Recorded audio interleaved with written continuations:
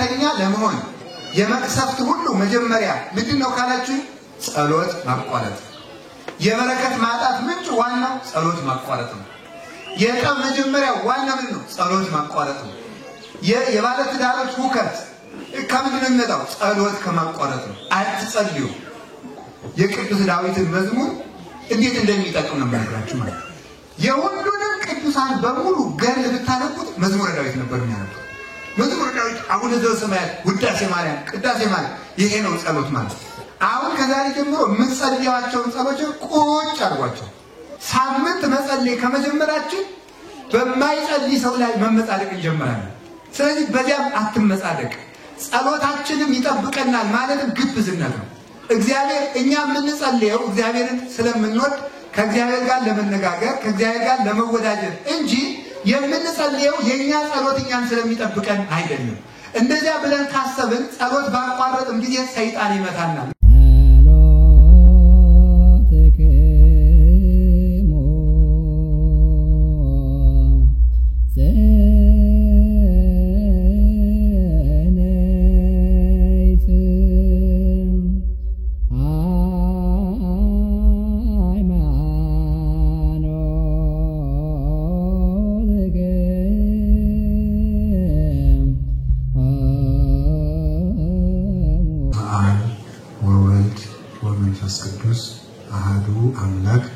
የእግዚአብሔር ቤተሰቦች ሁላችሁ አንድ አምላክ በሚሆን በአብ በወልድ በመንፈስ ቅዱስ ስም እንደምን አደራችሁ እንደምን ሰነበታችሁ እንደምን ቆያችሁ በቸርነቱ የጠበቀን ፈጣሪያችን እግዚአብሔር ስሙ የተመሰገነ ይሁን በመካከላችን ተገኝቶ ልቡናችንን ከፍቶ እንዲያስተምረን ቅዱስ ፈቃዱ ይሁንልን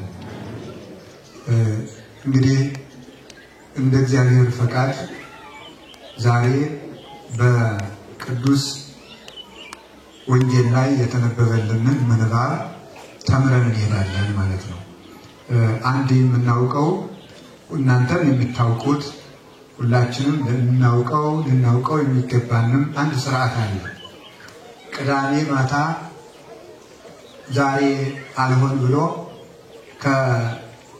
ከመከራ ብዛት የተነሳ ብዙ እየተረሱ የመጡ ሥርዓቶች አሉ ቅዳሜ ማታ ከቀኑ 11 ሰዓት ጀምሮ ቤተክርስቲያን ይከፈታል ምዕመናን ቤተክርስቲያን መጥተው ያድራሉ ቅዳሴ ያስቀድሳሉ በቅዳሴ ላይ የተነበበው ወንጌል ቢኖር ጳጳስ ባይኖር ከአባቶች አንዱ ተርጉሞ በቅዳሴ ላይ የተነበበውን ወንጌል በማለዳ ተርጉሞ ለምዕመናን አሰምቷቸው ከቤተ ክርስቲያን የሚወጡት ከዚህ በኋላ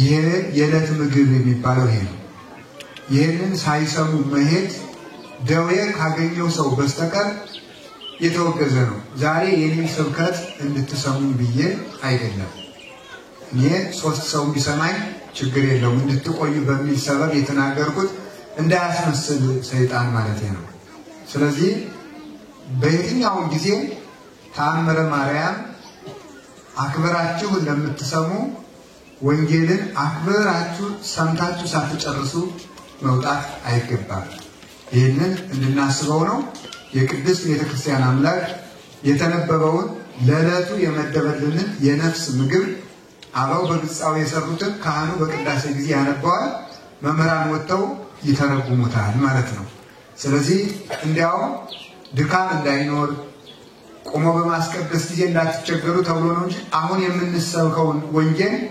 የሚሰበከው ወንጌል እንደተነበበ ቅዳሴ ላይ ነው ቅዳሴ ላይ ወንጌሉ ሙሉ ተተርጉሞ እስከሚያልቅ ድረስ ምዕመናን ቆሞ ያስቀድሳሉ ግን በደዌ በእርግና በሽምግልና ያሉ አባቶች እናቶች እንዳይደክሙ ተብሎ ውጭ ላይ የሚሰበከው በዚህ ምክንያት ነውና በዕለተ ሰንበት የትንሣኤ ምልክት የመንግስተ ሰማያት ምልክት የሆነች ዕለት ስለሆነች በዚህ ቀን ቃሉን እንሰማለን ማለት ነው አሁን እግዚአብሔርን የምንሰማበት ጊዜ ነው የሚያስተምር እግዚአብሔር ስለሆነ እግዚአብሔር ይናገራል ሰው ይሰማል እግዚአብሔር እንድንሰማ እሱም እንዲናገረን ቅዱስ ፈቃዱ ይሁንልን።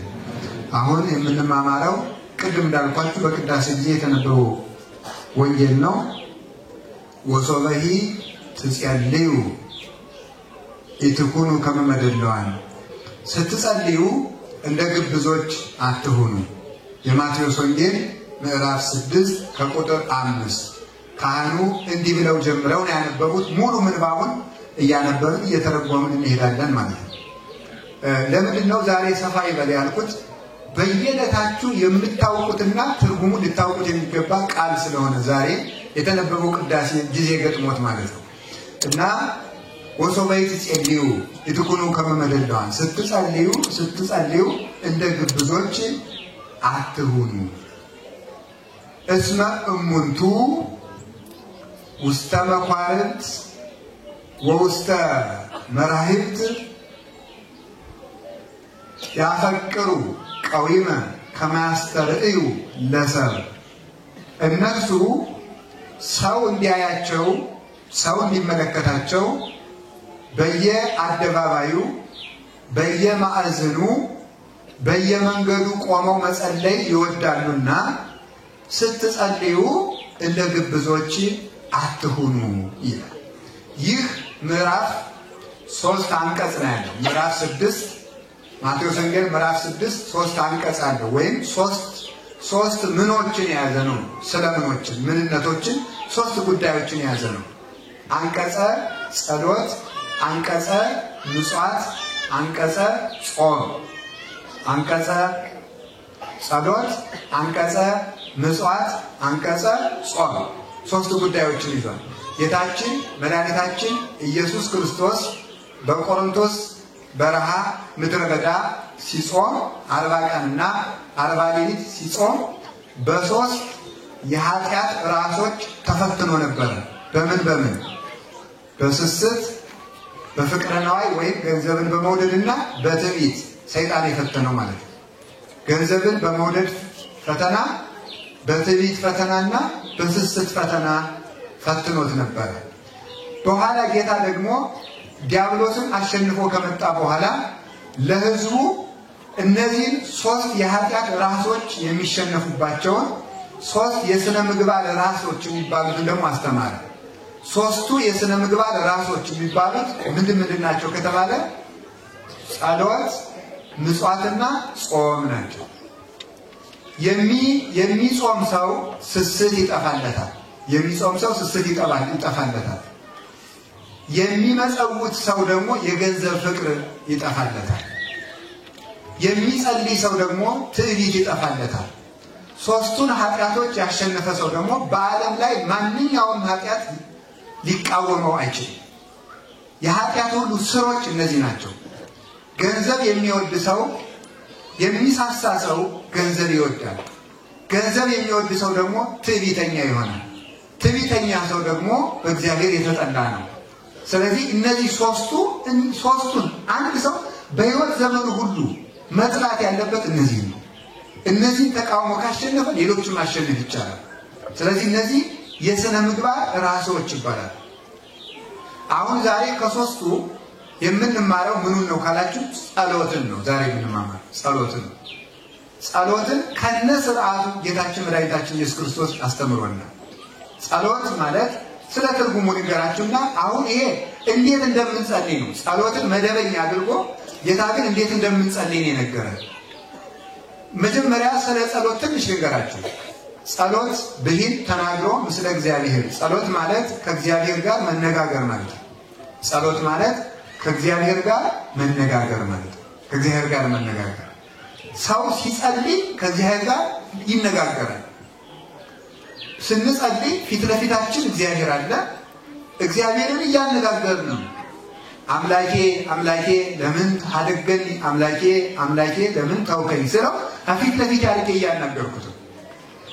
አንድ ሰው ጸሎት የሚያቋርጥበት ምክንያት ጸሎት የሚሰለቸው ወይም ጸሎቱን እያቋረጠ የሚጸልየው ለምንድን ነው ካላችሁ ከማን ጋር እንደሚነጋገር ስለማያውቅ ነው። ሁላችሁም እንደምታስቡት አንድ የምንወደውና የምናከብረው ትልቅ ሰው በሰውኛው ትልቅ የተባለ ሰው እኛን ለማነጋገር ቀጠሮ ቢይዝልን ያንን ሰው ለማነጋገር ከተያዘልን ቀጠሮ የተነሳ እንቅልፍ አልወስደን ብሎ ያድራል። ጸሎት ግን እግዚአብሔርን ያህል ንጉሥ ሰራዊተ መላእክት እያመሰገኑት ቅዱሳን አባቶች እያመሰገኑት ለኛ ለአንድ መናኛና የተናቅን ፍጡሮች ቀጠሮ ይዞ ሊሰማን ይጠብቃል። ያንን ንቀን ነው የምንቀረው ማለት እግዚአብሔር አሁን ለምሳሌ ስንት ቀን ያመላለሰን ያን የቀበሌ ጽሕፈት ቤት ኃላፊ ወይም የመዘጋጃ ሰራተኛ ሰኞ ቢገኝልን እንዴት ደስ ይለናል። ለፍቼ እኮ ዛሬ ተሳካልኝ እንላለን። ያገኘነው ሰውዬ የምድር ደብዳቤ የሚጽፍ ሰው ነው ያናገረን።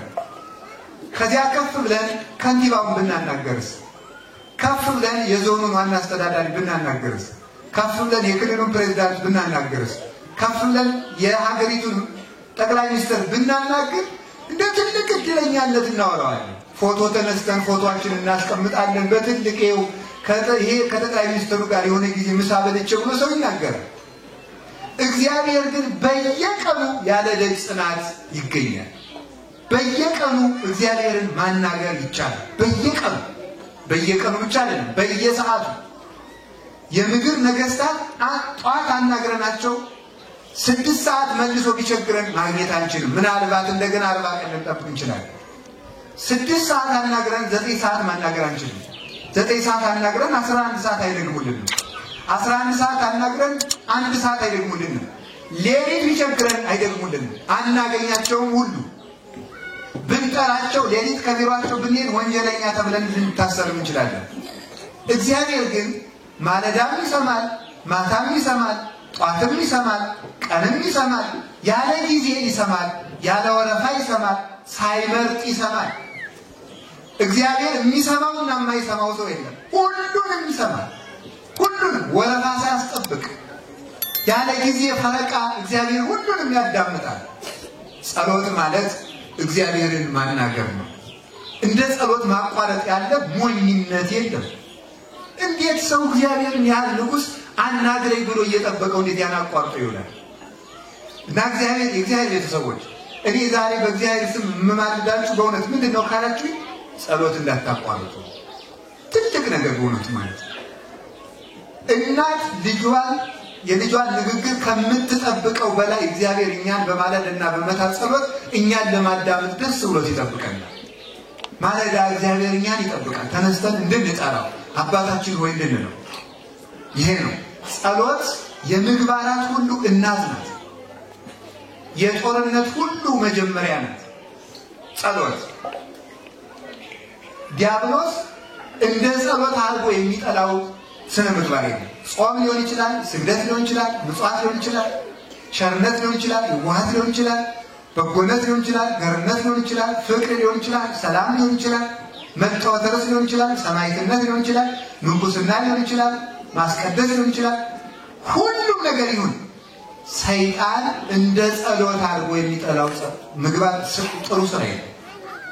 ለምን ሲባል ከእግዚአብሔር እያስፈቀደ ስለሆነ ማለት ነው። አልቦ ግብ ሰይጣን ዘይጸልይ ከመ አይድጎ ጸሎት።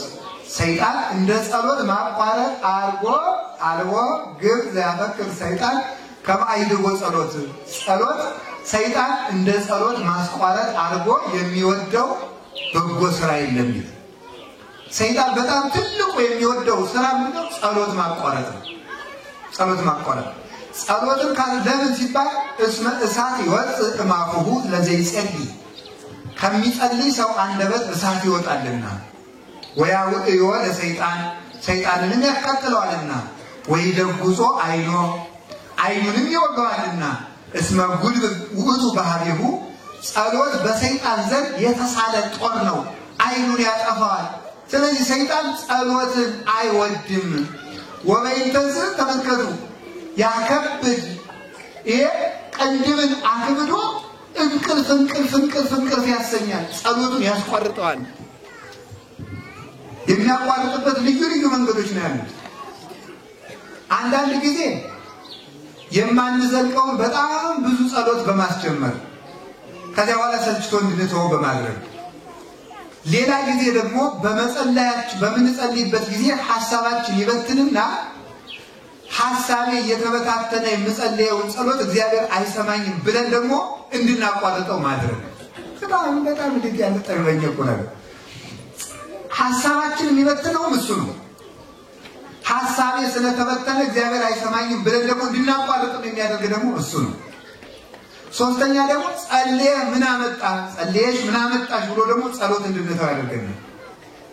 ይሄኔ የወኛ ጸልይ እግዚአብሔር እኮ አንተን አይወድም ጥያቄን ቢወድ ኖሮ ይመልስልህ ነበር ብሎ ደግሞ ጸሎትን እንድናቋርጠው ደግሞ ያደርጋል። ለምንድን ነው ካላችሁኝ ጸሎት የህይወታችን አጥር ነው። የህይወታችን ደጅ ነው። ደጅ ወይም በር አጥር የሌለው ቤት ለሌባ ለወንበዴ ለኃላፊ ለአግዳሚ ሁሉ የተመቸ ለዘረፋ የተመቸ እንደሆነ ጸሎት ስናቋርጥ አጥር የሌለው ግቢ በር ያልተዘጋለት ቤት እንሆናለን። ሰይጣን እንደፈለገ ከሰው ቤት ገብቶ ጸጋ ለመዝረፍ ይመቸዋል ማለት።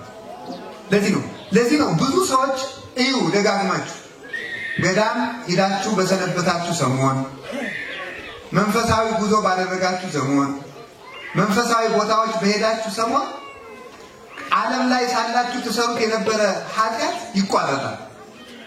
ከዛ በኋላ ስትመጡ መልሶ ይዛችኋል። ለምንድን ነው ካላችሁ ጸሎት አቋርጠን ስለሚያገኙ። ጸሎት መጀመሪያ የልማድ ኃጢአት ዋና መነሻው ጸሎት ማቋረጥ ነው። በራስ መታት የዝሙት ሰይጣን በተለይ የሚመጣበት ራስ መምታት እንቅልፍ ማለት ከቅንድብን ማክበድ ከራስ ጸጉር እስከ እግር ጥፍር ያለውን የአካል ክፍል በሙሉ በድንጋይ የተቀጠቀጠ እባብ እስኪመስል ድረስ ድካምን በመልቀቅ ጸሎትን ያስጠላል።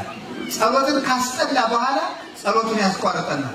ካስቋረጠን ረድኤተ እግዚአብሔር እኛ ጋር ስለሌለ የፈለገውን ኃጢአት ለማሰራት ይመቸዋል።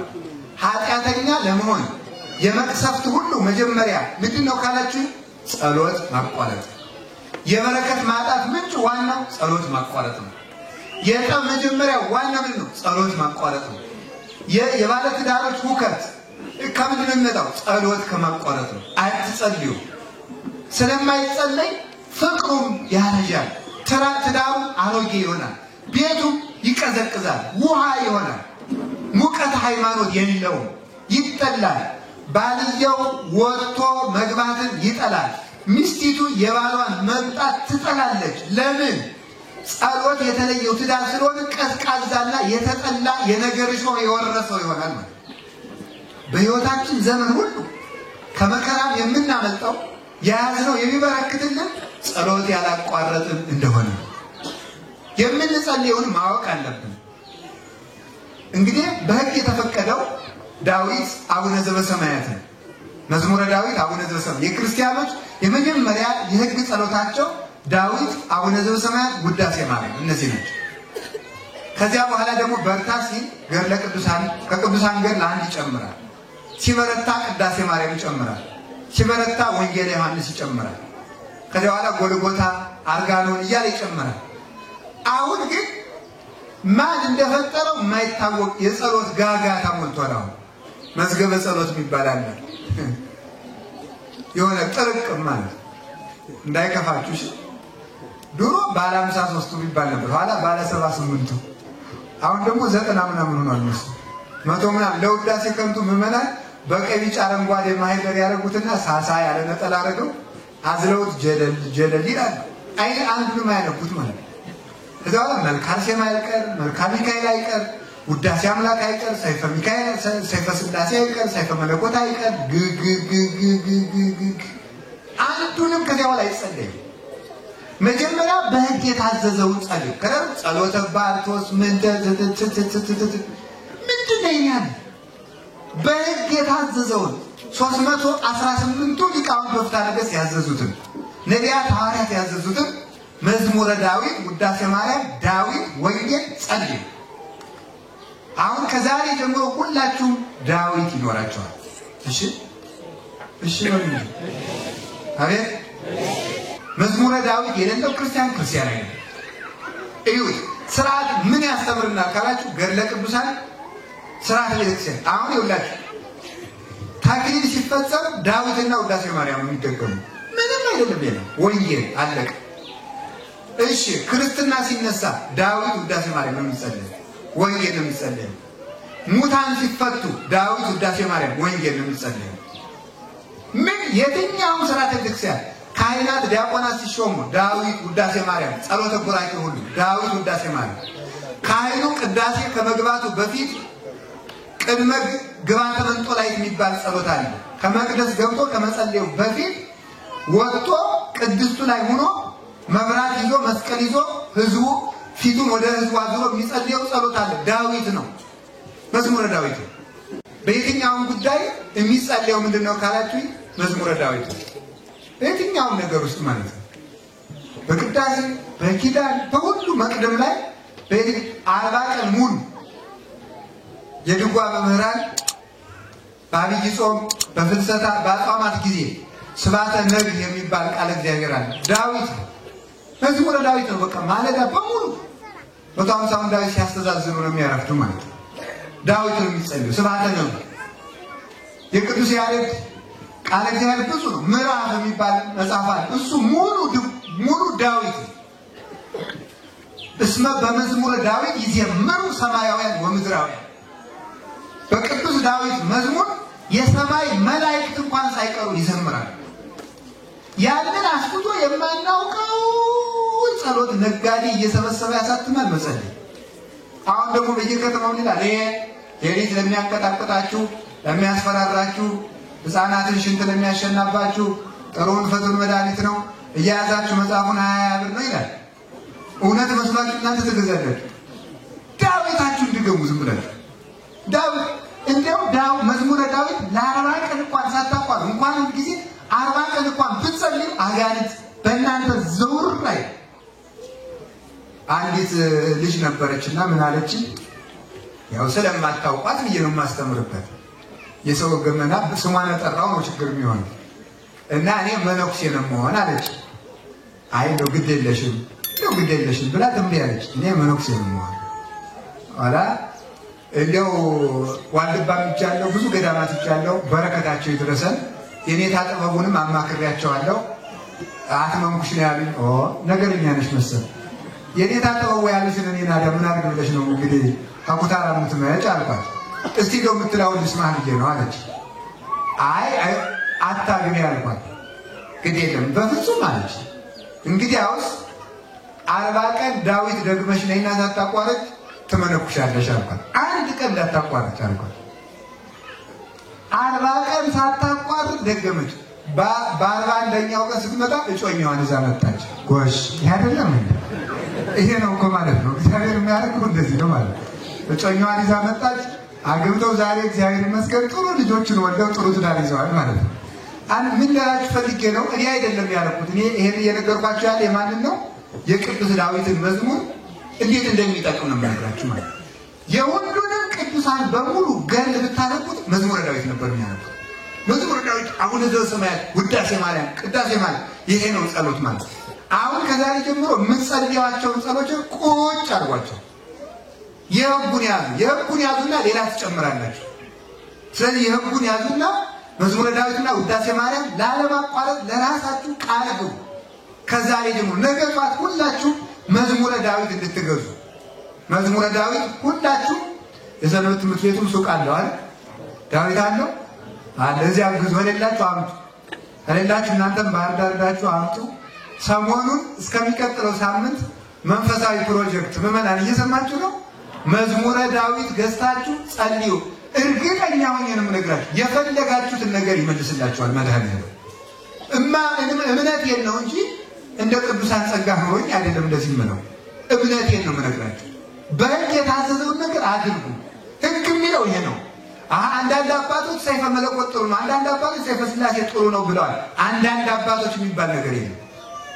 የመጽሐፍ መምህራን የተናገሩት ነው እውነት። እኔ ደግሞ እንግዲህ የመጽሐፍ መምህር ነኝ። ምን ሆናችኋል እናንተ? የቤተ ክርስቲያን የመጽሐፍ መምህር ነኝ። ለክታ ሰፍራት ብሉይን አስተምር፣ ሐዲሱን አስተምር፣ ሊቃውንቱን አስተምር፣ መነኮሳትን አስተምር ብላ መርቃ ሰጣኛለች። ተምሬበታለሁ፣ እናገራለሁ። ስለዚህ ቤተ ክርስቲያን እነማን የሚናገሩትን እንመን ካላችሁ የመጽሐፍ መምህራን የሚናገሩትን የመጽሐፍ መምህራን የሚናገሩትን አበው ያስተማሩልን። የኔ እኮ አይደለም ትምህርቱ። የሊቃውንት የነ ቅዱስ ቄርሎስ የነ ቅዱስ ዮሐንስ አፈወርቅ የአባቶቻችን የ318ቱ ሊቃውንት ትምህርት ነው። ስለዚህ ዳዊት ውዳሴ ማርያም ጸልዩ፣ እዛ ደግሞ ከሆነላችሁ አርጋኖን ጨምሩ፣ ደግሞ በ21 ድገሙ። ግን ሁሉንም አንድ ጊዜ አትጀምሩት ነው የኔ ጥያቄ። መጀመሪያ የዕለት ዳዊትና የዕለት ውዳሴ ማርያም ድገሙ። አቅም ካላችሁ ደግሞ የሰባቱን በየዕለቱ አድርጉት።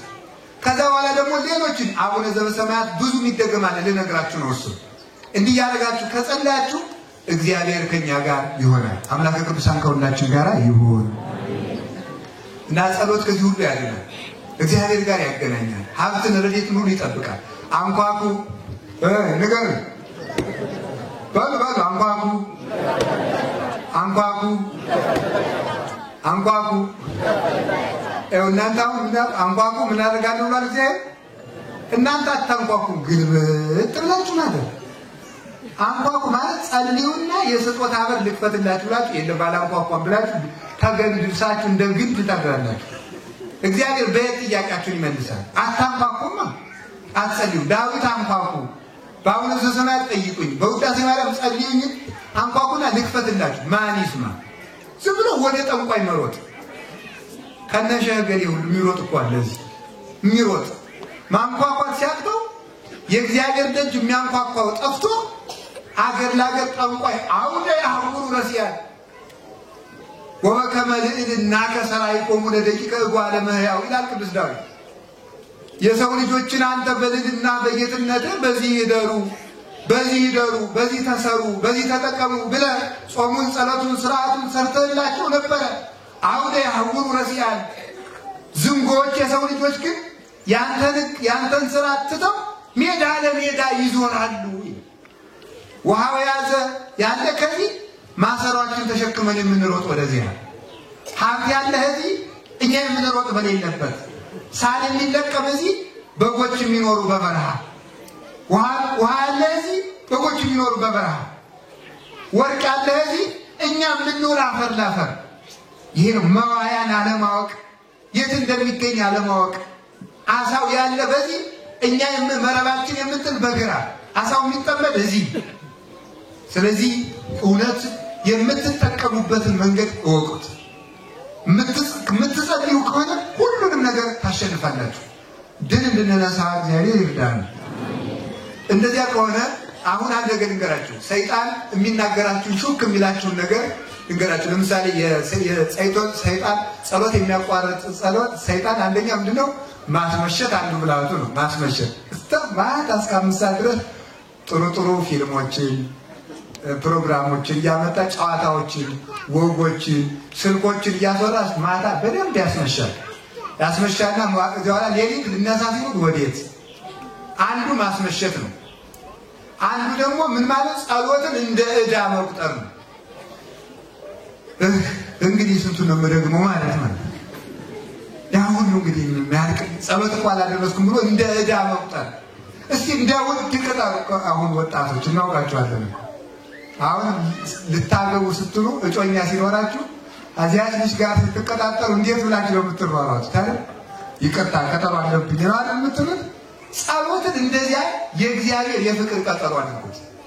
እግዚአብሔር አባታችሁ እንደሚጠብቃችሁ አስባችሁ የእሱ ቀጠሮ እንደሆናችሁ ነው ማለት። እንደ ዕዳ አትቁጠሩት። እንደ ዕዳ ስለምንቆጥረው ነው። ሌላው ደግሞ ሐሳቤ እየተበታተነ ብጸልይ እግዚአብሔር አይሰማኝም ለሚለው ሰይጣን ይሰማል።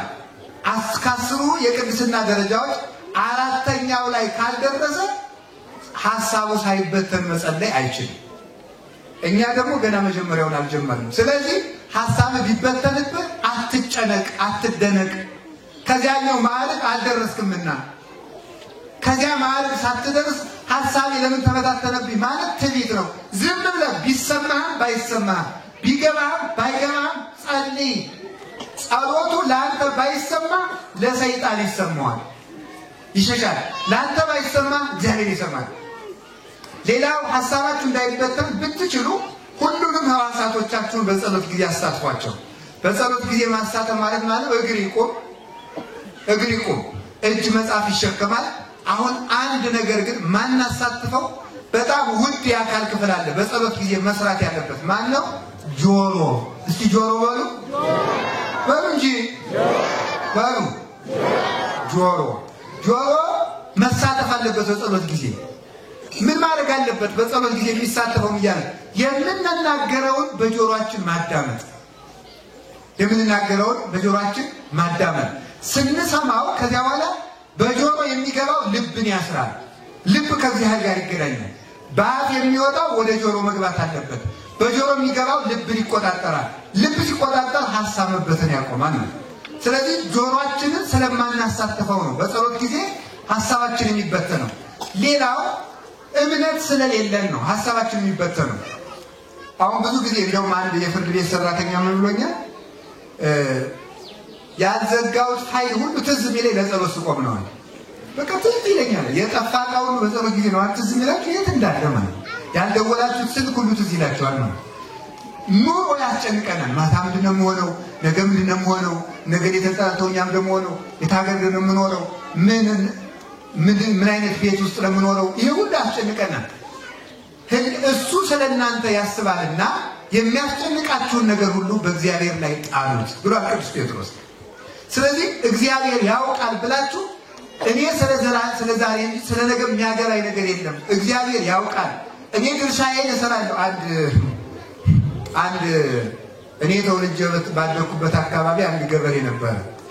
አልደረስኩበትም ሰውዬው ሕፃንዬ አባቴ ነው ግን ሲያወጉ የሰማኋቸው ወላጅ አባቴ እና ምናሉ ይባላል። እኛ ገበሬ ሰውዬ ዝናብ እስከ ሰኔ ግማሽ በላይ ቆይቶ ነበር እና ሲቆይ ሰውዬው ዝም ብለው ዘር ይሰራል። ኧረ ተው እባክህ፣ ኧረ ተው አንተ ሰውዬ ቢያንስ እንኳን ዘሩ ለልጆቹ ቢበሉት ምን አለ ሲባል ምን ብለው መለሱ መሰላችሁ? እግዚአብሔር ዝራ እንጂ ውሃ ቅዳ አላለኝም ብሏል። እስኪ በሉ እግዚአብሔር ዝራ እንጂ በሉ ምን አላለኝም አሉ? ውሃ ቀዳ። እኛ ሰውዬ ብቻ በዚያ ችግር ዘመን ጉድ የሆነ አዝመራ አገኙ ይባላል። በእውነት ማለት እኛ ሰውዬ ብቻ ማለት እኛ ድርሻችን እንስራ። የማን ድርሻ ነው? ሌላው እግዚአብሔር ድርሻ ነው። ባልና ሚስት ተጋብተው የተፈጥሮ ግዳጃቸውን ይፈጽማሉ። ጽንስን አርግቶ አካል ማድረግ የማን ድርሻ ነው? የእግዚአብሔር ድርሻ ነው። የእግዚአብሔር ድርሻ ነው። ስለዚህ እናንተ ጸልዩ፣ ስራ ሳትፈቱ ስሩ፣ ያቅማችሁን ነገር ሰርታችሁ ብሉ። ቀሪውን ለነገ እግዚአብሔር ያስባል። ለነገ በመጨነቅ ዛሬን ማባከን የለባችሁም። ተማሪ እንዴት እንደሚያደርግ ታውቃላችሁ? ሰነፍ ተማሪ ያስኮላው ማለት ነው የኛ ቤት የለበትም። የኛ ቤት የጠራ ነው። ያስኮላው ተማሪ ምን ያደርጋል? ተጋድሞ ይከርምና ፋይናል ፈተና ለምትሉት ፋይናል ኤግዛም የምትሉት የእናንተ ሲደርስ ምን ያደርጋል መሰላችሁ? ማጥናት ይጀምራል። ማጥናት ይጀምርና ደግሞ የአንድ ገጽ ግማሽ ያጠናና ገጹን ይቆጥረዋል። 1 2 3 4 ይላል። ከሚቆጠር እኮ 2 ቢያጠና ይሻል ነበር አይደል? ይውላል የሚያጠናበትን ጊዜ ገጽ በመቁጠር ያባክነዋል ማለት ነው። ይሄ ነው ሞኝነት ማለት ነው። ስላላጠናቸው ገጾች እየተጨነቀ የሚያጠናቸውን ገጾች ያባክናቸዋል ማለት ነው። ስለ ነገ በመጨነቅ ዛሬን እናባክናለን። ስለ ዛሬ በመጨነቅ አሁንን እናባክናለን። ሰው የሚባለው የዛሬንና የነገን ውሎ ለእግዚአብሔር ሰጥቶ አሁንን በአግባቡ የሚጠቀም ሰው ነው። እግዚአብሔር አሁን ሰርተን እንድናልፍ እግዚአብሔር ይርዳን። ስለዚህ ስትጨነቁ ሐሳባችሁ ይበተናል። ግን ቢበተንም ጸሎታችሁ ግድ የላችሁም፣ አታቋርጡ።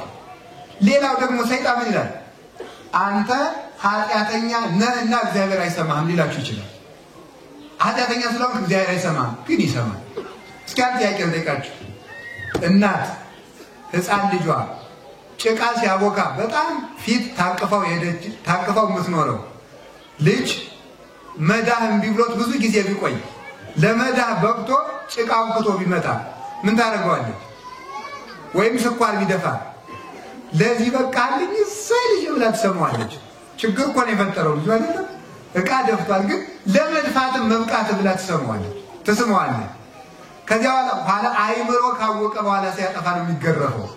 እስከዚያ ድረስ ግን ጭቃ ተቀብቶ ቢመጣ ጎሽ ጎሽ ጎሽ ተብሎ ይታጠባል ማለት።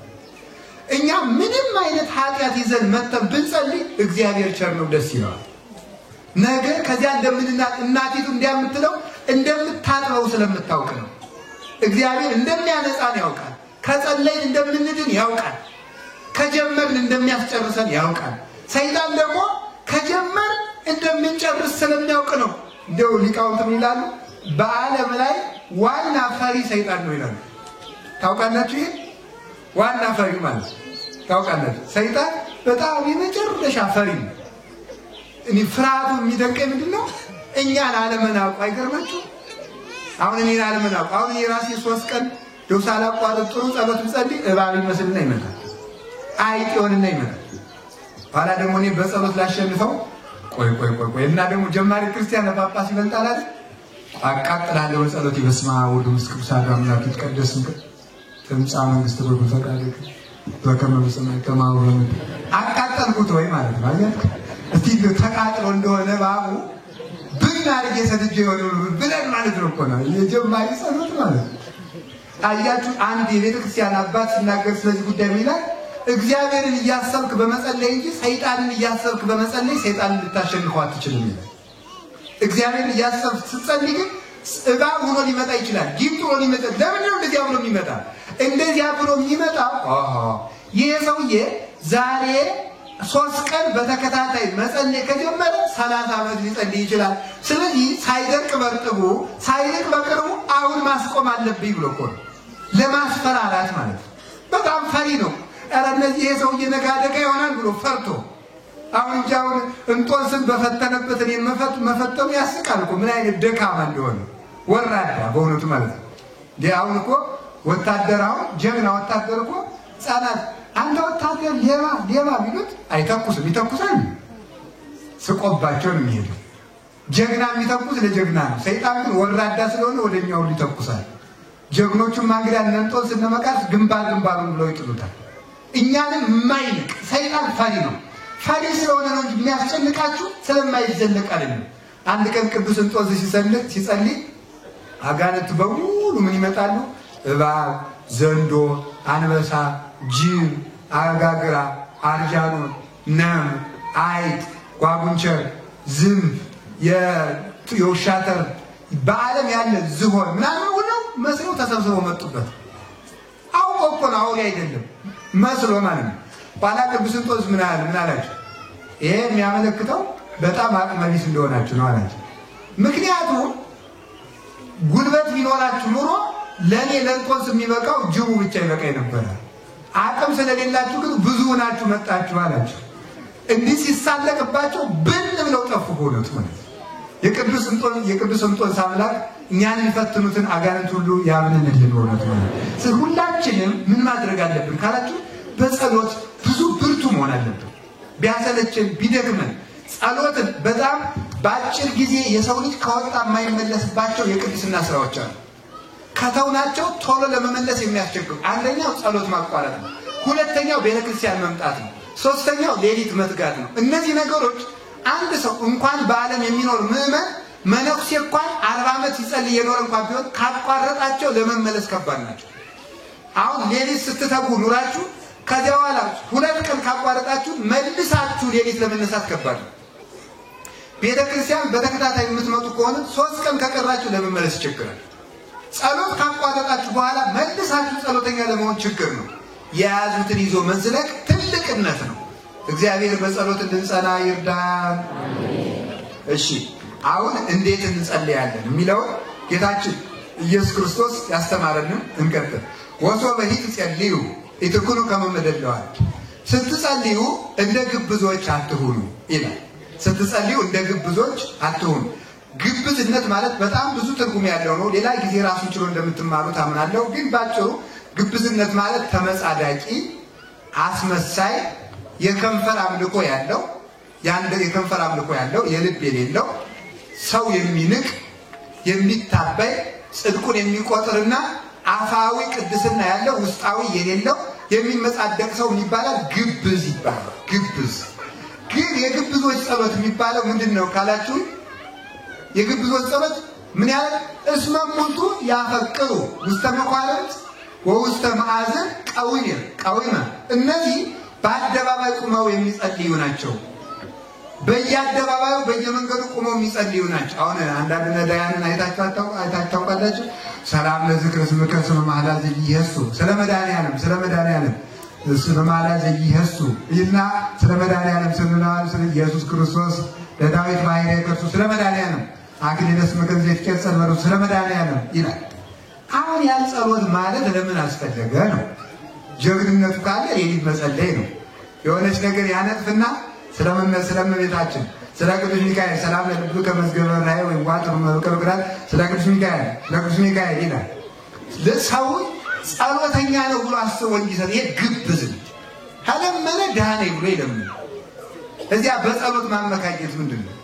አደባባይ ላይ ሆኖ መጸለይ እና አንዳንድ ደግሞ ዲያቆንም ቄስም እኔንም እንደዚያ ሰንጸልይ ደግሞ አሁን ዘውሰን ቅዱስ ማለት ሰው እንዲሰማልን ማድረግ ነው። ሰው እንዲሰማልን መፈለግ ጸሎተኛ መሆናችን ነው። ጸሎተኛ መሆናችን ሰው እንዲያውቅልን ማድረግ፣ እንደምንጸልይ ማሳወቅ።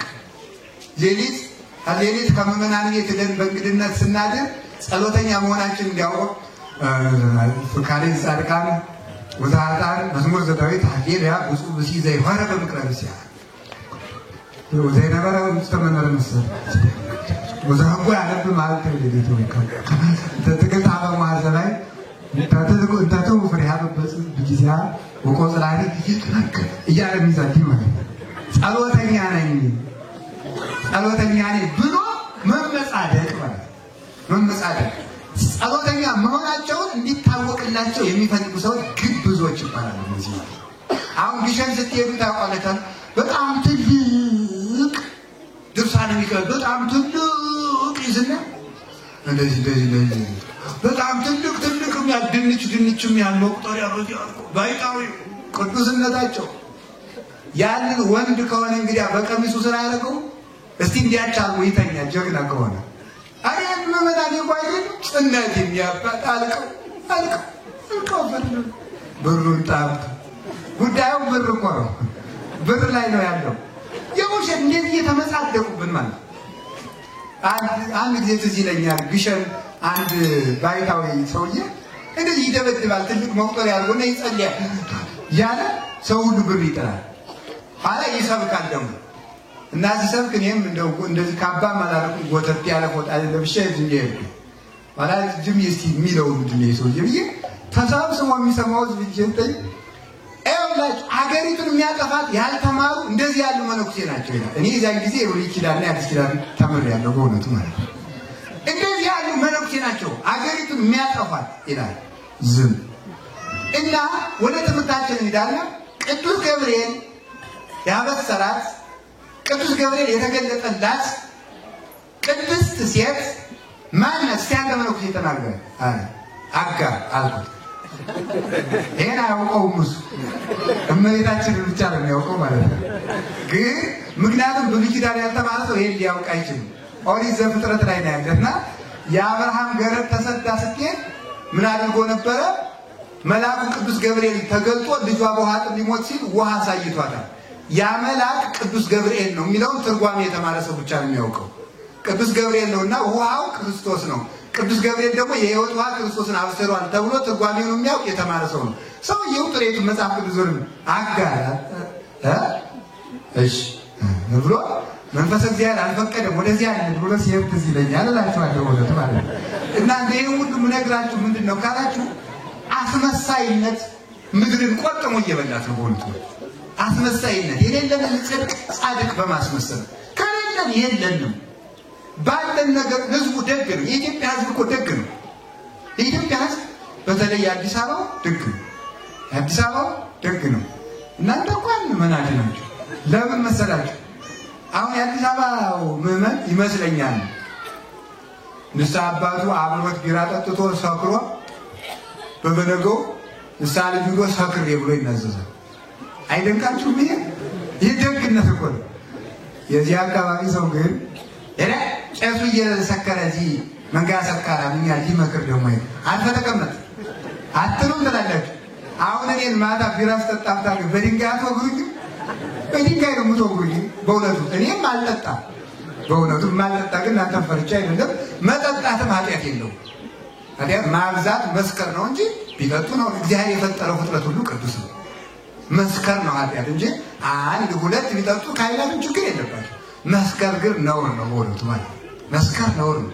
እና እናንተም አታስክሩ ካህናት አፈርሰው እያላችሁ አታስክሩ ወደ ሶስታቸው በቃይ እሺ ነው ማለት በቀር በሞት እያላችሁ እያሰከራችሁ መስቀላቸው ሁሉ ጠላ እንዲል ማድረግ የለባችሁ ከቃሉ ጋር ናችሁ እግዚአብሔር ከሁላችን ጋር ይሁን ስለዚህ አሁን እኔ የምነግራችሁ ግን ተመጻዳቂ የሚባለው ይሄ ነው ማለት እንዲህ መጻደቅ ጸሎተኛ መምሰል የሚፈልግ በአደባባይ እኔ በአጋጣሚ ለአንድ ጊዜ ስንት ቀን አወራኋት ኢየሩሳሌም አንድ ቀን እጄ በቃ ዘመን ለፍልፌ ልሞት አንድ ቀን አንድ ሰው እያሉ አይኑ ጉር ነበር አለ እና አይኑ ጉር ነው አንድ ቀን በራለት አንድ ቀን ወጥቶለት ወዲያው ተገልጦ ጥንቸላየና አይኑ ጠፋ ከዚያ በኋላ እንዲህ ያለው ነገር ሲያምር ሲባል እንደ ጥንቸሊቱ ነው አንድ በቃ ስራው ሁሉ እንደዚህ ያለው እና እኔ ኢየሩሳሌም አንድ ቀን እጄ መከራዬን ስንት ቀን ተናገርኳል እና ኢየሩሳሌም ሄጄ ፈሪሳውያን ሲጸልዩ አይቻለሁ በእውነት አስፋልት ላይ ቆመው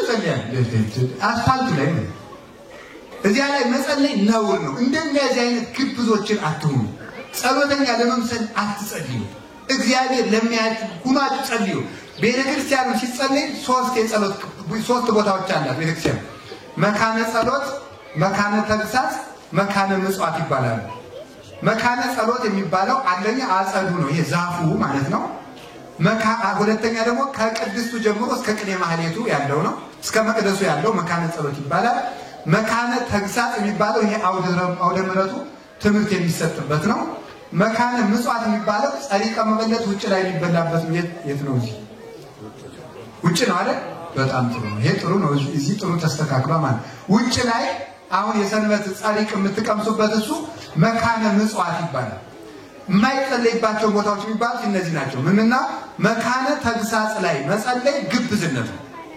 ስብከት እየተሰበከ እንደዚህ አድርጎ መጸለይ እዚህ ማለት ነው ይሄ ግብዝነት ይባላል ምክንያቱም ይሄ መካነ ተግሳጽ ነው ከዚያ ላይ ደግሞ ዝክር ከሚዘከርበት ደግሞ እንዲህ አድርጎ መጸለይ ደግሞ ይሄም ግብዝነት ነው ስለዚህ መጸለይ የሚባለው የት ነው ከሚገባው ቦታ ጸልይ የማይገባው ቦታ አትጸልይ በማይጸልይ ሰው ደግሞ አትመጻደቅ በማይጸልይ ሰው ላይ እኛ ስንጸልይ ሳምንት መጸለይ ከመጀመራችን በማይጸልይ ሰው ላይ መመጻደቅ እንጀምራለን ስለዚህ በዚያም አትመጻደቅ ጸሎታችንም ይጠብቀናል ማለትም ግብዝነት ነው እግዚአብሔር እኛ የምንጸልየው እግዚአብሔርን ስለምንወድ ከእግዚአብሔር ጋር ለመነጋገር ከእግዚአብሔር ጋር ለመወዳጀት እንጂ የምንጸልየው የኛ ጸሎት እኛን ስለሚጠብቀን አይደለም እንደዚያ ብለን ካሰብን ጸሎት ባቋረጥም ጊዜ ሰይጣን ይመታናል ምክንያቱም መጀመሪያም ስንጸልይ የነበረው ጸሎት ይጠብቀኛል እያልን ስለነበር እግዚአብሔር ይጠብቀኛል ካለ ግን አሞን ብናቋረጥ እንኳን ሰይጣን በእኛ ላይ ርስት የለውም እግዚአብሔር ይጠብቀኛል ብለናልና በራሳችን ጸሎት እንጠበቅበታለን ማለት ነው አንዳንድ ሰው አለ መዝሙር ዳዊት ይሄንን አድርገህ እንትኑን ቆርጠህ ያንን ዘፍዝፈህ ይሄን ሰባት ላይ ቆርጠህ በዚያ ደግመህ ዳዊቱን 3 ጊዜ ደግመህ ወደ ምስራቅ ዙረህ ቅዳሴ ላይ ጊዜ አድርገህ ብትጠጣው ፍቱን ውጡ ይላል እንደዚህ ያደረገው እንደሆነ ይሄ በጣም የተፈተነ ነው ይላል ማለት ይሄ መዝሙር የኛ ለዚህ ጥሩ ነው ቅዳሴ ማርያም ይሄን መልካ ኢየሱስ ይሄ ለእንትን ጥሩ ነው ይላል ደግሞ ይሄ እግዚአብሔርን ጥበቃ ጥሩ ያንተ ጸሎት ሊጠብቅ ፈጽሞ አይደለም የሚጠብቀን ማለት በቸርነቱ ቅዳሴውን ጸልየን ያሁሉ ጸልያ ቅዳሴ አስቀድሰን ስጨርስ ምንድነው በከመምረት አምላክን ዋቆ በከመምሳል እኛ ቅዳሴውን ቀድሰናል እንዳዘዝከን ግን እኛ ባቀረብነው ጸሎት እንጠብቃለን አንል በቸርነቱ እኛ ባወቅን ጸለይ ተዘጋጀን ብለናል ግን አንተ የምታውቀው ብዙ ነውና ስጋው ደሙን የምንቀበል በቸርነቱ ነው ብለን ነው የምንቀበለው ማለት ጸሎትን ማቋረጥ የለብንም ወደ ፈተና እንዳንገባ ግን ወደ ፈተና ያልገባን ግን ስለ ጸለይን እንደሆነ ማወቅ የለብንም የሚጠብቀን እግዚአብሔር በቸርነቱ ስለሆነ እንጂ ይሄን ነው ስለ ጸሎት ማወቅ የሚጠበቅበት ብዙ ሌላው ጸሎታችን ለምን አይመለስም የሚል ጥያቄ ይጠይቃል ሰይጣን ብያቸዋለሁ ቅድም ጸሎቱን ለምን የማይመልስልን ሲባል 3 ነገሮችን ብቻ አጭር ነገር ልንገራችሁ እግዚአብሔር ለምንድን ነው ጸልየን ጸሎታችንን የማይመልስልን አንደኛው የማይመልስልን ምክንያት ጸሎቱ የማይጠቅመን ከሆነ እግዚአብሔር ጥያቄውን አይመልስም ለምሳሌ አንድ ነገር ልንገራችሁ ሕፃን ልጅ እናቱ እንጀራ እየጋገረች እያለ ክፉና በጎ ያለየ ልጅ እናቱ እሳት እንድትሰጠው ይለምናታል። መስጠት አለባት የለባትም? አቤት ልጁ ግን በልጁ አይኖሮ ግን መለመኑ ትክክል ነው አይደለም? በልጁ አይኖሮ ትክክል ነው አይደል? ምክንያቱም በምናውቀው አለ ሳሰጠው ስትቀር ያለቅሳል። የሚጠቅመውን የምታውቅ ግን እናቱ ናት። ቅዱስ ያሬድ እንደተናገረ እግዚአብሔር አባታችንም እናታችን ነው። አንተ አሁን አንተ ምን እንዳለ እግዚአብሔር አባት ነው፣ እግዚአብሔር እናት ነው። የሚያስብልን እሱ ነው። እሱ ስለሚያስብልን የለመነውን ሁሉ አይሰጠንም። ለምን? እንደማይጠቅመን ያውቃልና። እንደማይጠቅመን ያውቃልና። አንዱ ይሄ ነው። ከቃሉ ጋር ናችሁ? እግዚአብሔር ከሁላችን ጋር ይሁን። ስለዚህ ጥያቄያችንን ያልመለሰልን ስላልወደደን ኃጢአተኛ ስላልሆን ጸሎታችን ትክክል ስላልሆነ ሳይሆን የማይጠቅመንን ስለለመን ይሆናል። ሁለተኛው ደግሞ ተላጽቆተ ስዒል ይባላል። እስኪ በሉ ምን አላችሁ? ተላጽቆተ ስዒል ማለት በጸሎት አንድ መሆን ወይም በጸሎት መዋሃድ ነው። ለምሳሌ ይሄ ማለት ምን ማለት ይመስላችኋል? ይሄን ሊቃውንት ሲተረጉሙ እግዚአብሔር ጸሎት ሰዎች የጸለዩትን ጸሎት በአንድ ጊዜ የማይመልሰው ተላጽቆተ ስዒል እስከሚያስደርሳቸው ድረስ ነው ይላል። ማለት ምን ማለት ነው? ውሻ ታውቃላችሁ? ውሻ ስጋ ያያል። ስጋ ሲያይ ስጋውን ከወረወርንለት ካልጨረሰ አይመጣም። ዝም ካለው ግን ይመላለሳል። ካልሰጠነው ይመላለሳል። ከወረወርንለት ግን በቃ ካላለቀበት አይመጣም። ሰው እንደ ውሻ እንዳይሆን አንድ ጥያቄ ይጠይቃል፣ እግዚአብሔር ይመልስለታል። ከዚያ በኋላ ካልቸገረው ተመልሶ ቤተክርስቲያን ይመጣል። አንድ ጥያቄ ይጠይቃል፣ አሁን ያን ይመልስለታል። ካልቸገረው አይመጣም። ስለዚህ ጥያቄው ሳይመለስ በቆየ ቁጥር እንዲመልስልኝ እያለ እግዚአብሔርን ለመዘብዘብ ቤተክርስቲያን ሲመላለስ በዚያው የቤተክርስቲያን ሰው ሆኖ እንዲቀር ማለት ከቤቱ እንዳንወጣበት ጥያቄያችን ያዘገየዋል። እግዚአብሔር የትኛውን ነገር መቼ ቢያደርገው አሳምሮ ያውቅበታል። ከሱ ጋር እንድንጣበቅ ከሱ እንዳንለይ ጥያቄውን ያዘገያል። ሶስተኛ ደግሞ በጸለይ ነው ጸሎት የማናውቀው መከራ ተመልሶልናል። አስደናቂ ነው። አጣው እግዚአብሔር ሁሉ ጊዜ ለኛ እያሳወቀ የሚሰራ ይመስላችኋል? ስንት ሰዎች ሊገሉን ተዘጋጅተው ለኛ ሳይነግሩን ከንቱ አድርገው ልቡናቸውን ምክራቸውን ሽሮ እንዳስቀረን የሚያውቅ እሱ ብቻ ነው። ስንት ሰዎች ሊያጠፉን ሊከሱን ተዘጋጅተው እንደገና ደግሞ አይ ልተው መሰል ብለው እንዲቀሩ ልቡናቸውን አራርቶ ለኛ ሳያሳውቁን ያስቀረው ምክር ብዙ አለ። እግዚአብሔር ያንን ጥያቄ እኛ በጠበቅነው ስንፈልግ እግዚአብሔር ያልጠበቅናቸው ብዙ ማዕቶች በጸሎት አስቀርቶልን። የማንኛውም ሰው ጸሎት ጥያቄ ሳይመልስ ቀርቶ አያውቅም። ይህን አውቀን ከጸለይ ጸሎታችን መልስ ያገኛል። ስትጸልዩ እንደ ግብዞች አትሁኑ። እስኪ በሉ አቤት ስትጸልዩ እንደ ግብዞች። አሁን እኮ አርጎ የሚፈርደው ሰው የመድኃኒዓለም ያል ጻድቃኔ ሳምንት ዶ ከተቀመጠ ደብረ ሊባኖስ 2 ሳምንት ዶ ከተቀመጠ ንግግሩ ሁሉ የምጽድቅ ተመስገን ስላሴ የተመሰገኑ ይሁን እንደባይታው ማለት ምን መጻደቅ የሌለህን ጽድቅ ማለት ውስጡ እኮ ሌባ ነው ታውቀዋለህ። ምን ያመጻድቃል? ሳምንት ውዳሴ ማርያም ደገምኩ ብሎ ሰው ትቢቱ ኩራቱ ተመስገን። አሁን እንዲሁ እኮ ካህናቱ ዲያቆናቱ መነኮሳቱ ጳጳሳቱ ሁሉ እኮ ሌባ እየሆነ ነው ይላል። አንተ ነህ እንጂ ደጉ እንዲሁ እኮ አይደረስ እኮ ነው ደግሞ አምላክ ምን እንደዚህ ይሄንን ምጽድቅ ነው ማቆም ያለበት። ይሄንን ምጽድቅ ቅድመ አውጥ ሰሮየ ማይነከ አንተ ግብዝ አስቀድመህ ምሰሶውን ከዓይንህ አውጣ። ከሰው ዓይን ያለውን ጉድፍ ከምትመለከት ከራስህ ዓይን ያለውን ምሰሶ አውጣ። ጸሎተኛ በመሆናችን መመጻደቅ በቁርጡ ከጳጳሱን ያልሻል፣ ከፓትርያርኩን ያልሻል፣ ከዚህ ዘመን መነኩሴን ያልሻል፣ ከቄሱን ያልሻል፣ ከዲያቆንን በምን ነው የምትሻሉት? ካህን እኮ 40 ዓመት ለፍቶ ሊሆን ይችላል አንድ ቀን የተሳሳተ። አንተ እኮ 40 ዓመት ሰርቅ አንድ ቀን ሊሆን ይችላል ደግ ይሆንክ። እንደዚህ እኮ ነው አላችሁ። ከፋችሁ እኔ ሊከፋችሁ ይጨነቀኝ ነፍሳችሁ አይከፋትም። ነፍሳችሁ እንድትድን ነው እኔ የምፈልገው። እና እግዚአብሔር እንዲሁ ከያለ ምጽድቅ እግዚአብሔር ይሰውራችሁ። እኔ እውነቴን ነው። አትመጻደቁ። በመለገሳችሁ በመስጠታችሁ በመመጻደቃችሁ እንደዚህ ያለ ምጽድቅ ወዳጅ ክርስቲያን አይጸድቅም። ይሄን ነው እንደ ግብዞች አትሁኑ። እንደዛ ሶበት ጸልዩ ኢትዘንግቡ ከማይዛብ ስትጸልዩ እንደ አሕዛብ ዝንጉዎች አትሁኑ። እስመ በአብዝሖ ንባቦሙ ይመስሎሙ ዘይሰምዖሙ እግዚአብሔር ንግግር በማብዛታቸው እግዚአብሔር ጸሎታቸውን የሚሰማቸው ይመስላቸዋል ይላል።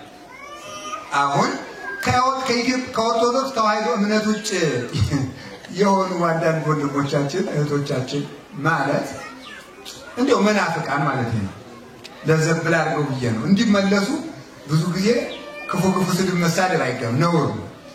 ክፋታቸውን መጥራት እንጂ እነሱን መሳደብ አይገባም። ትረዱኛላችሁ አይደል? እና እነሱ ምን ይላሉ መሰላችሁ? ይሄን ጥቅሲቱና ጸሎት ማብዛት ግብዝነት ነው ይላል። ጸሎት አታም ዳዊት ውዳሴ ማለት ይሄ መቅዳት ረጅም ጊዜ መጸለይ በጸሎታቸው ብዛት እግዚአብሔር የሚሰማቸው ይመስላችኋል ይላችኋል እኮ ኦርቶዶክሶቹ ይላል። ጌታዬ ንግግሩም አልተገናኘም። በጸሎታቸው ብዛት የተባለ ጸሎት አታብዙ። አሁን ጌታ ሳታቋርጡ ጸልዩ ብሏል። እንደገና ደግሞ ጸሎት አታብዙ ይላል። ይጣላል አይጣልም ይነቅኑ ማይ ተብጡ ወማይ መሪጥ ማህዱ አዘቅት ይላል ያዕቆብ በመልእክቱ። መራራ ውሃና ጣፋጭ ውሃ ከአንድ ጉድጓድ ሊቀዳ ይችላል? አይቀዳም። እግዚአብሔርስ ሐሰትና እውነት ይናገራል? አንድ ያድርጉ አንድ ያታድርጉ ይላል? አይልም።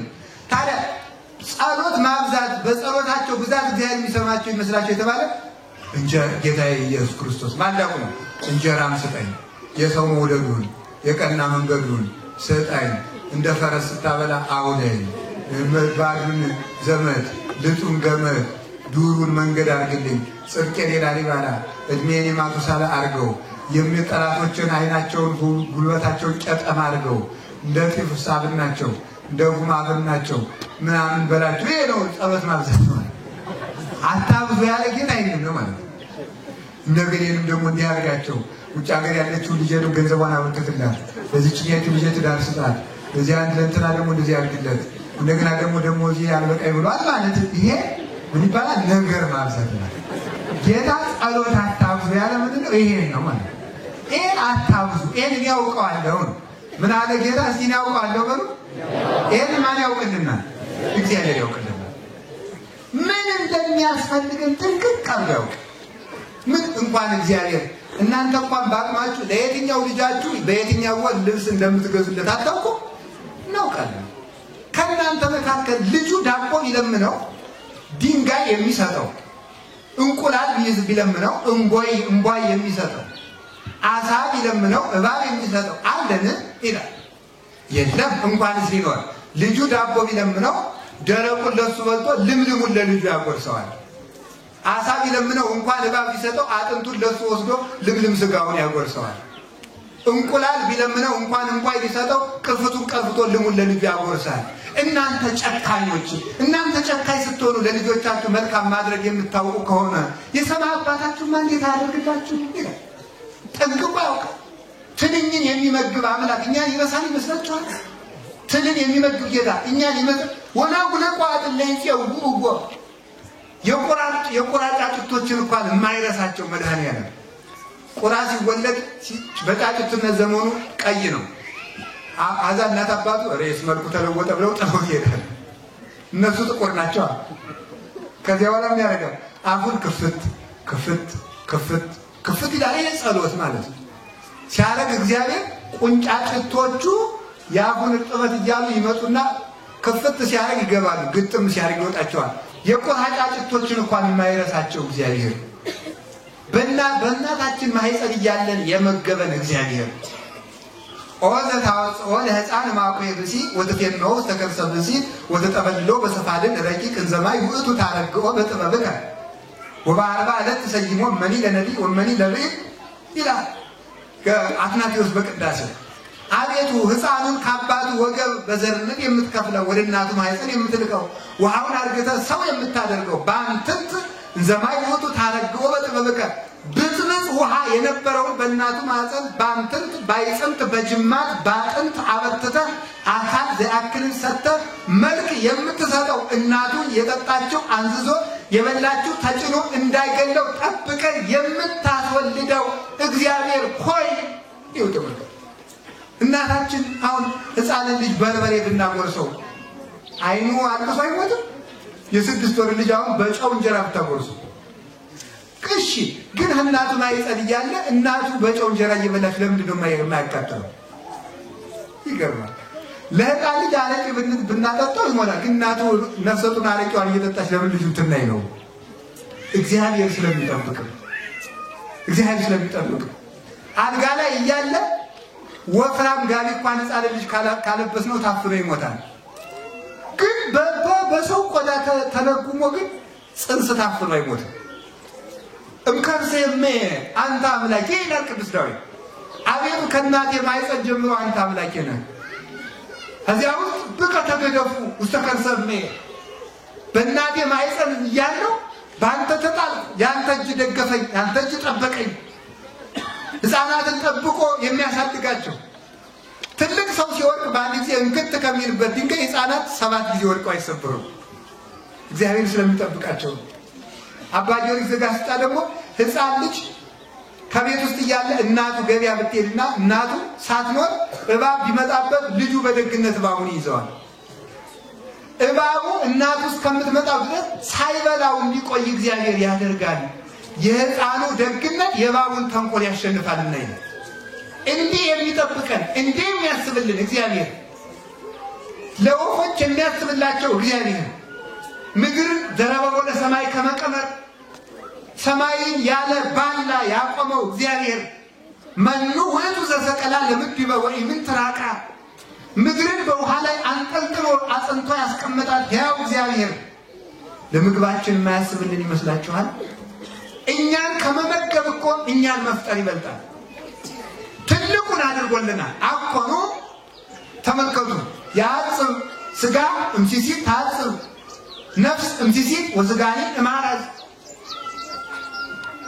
ነፍስ ለምትኖርበት ደም ለሚሆነው ምግብ ከመስጠትማ ልብስ ስጋ የሚለብሰው ልብስ ከመስጠትማ ነፍስና ስጋን መፍጠር አይበልጥምን?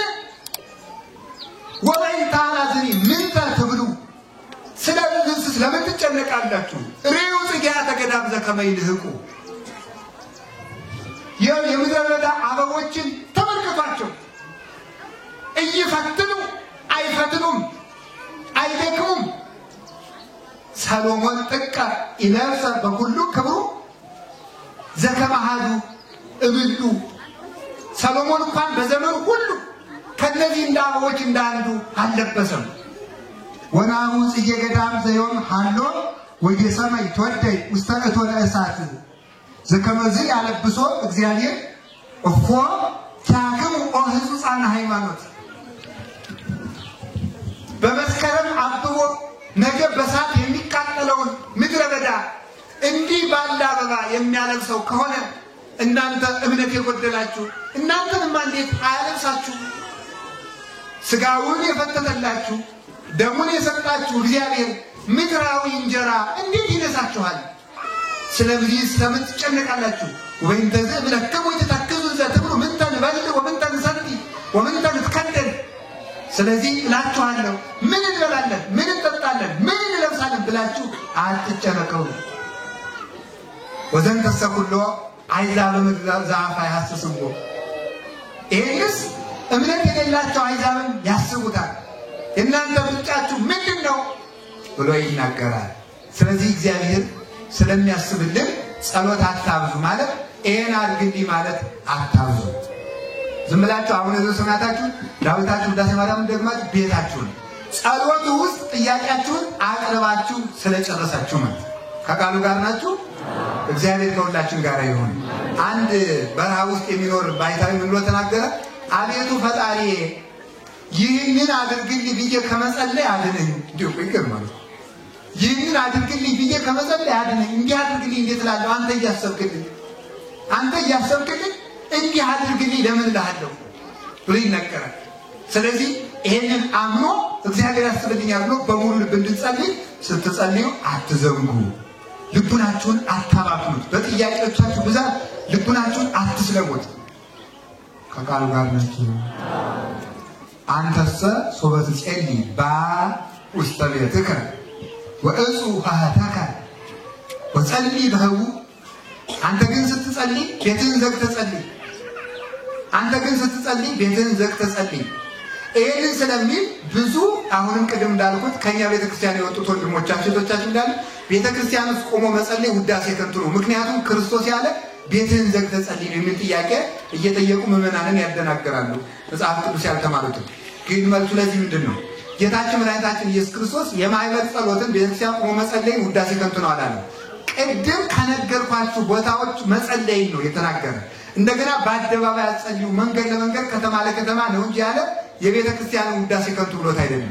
ከቤተክርስቲያን የተረፈውን ከጸሎት ቤታችሁ ጸልዩት እንጂ አደባባይ አትጸልዩ። አንተ ቤትህን ዘግተህ ጸልይ።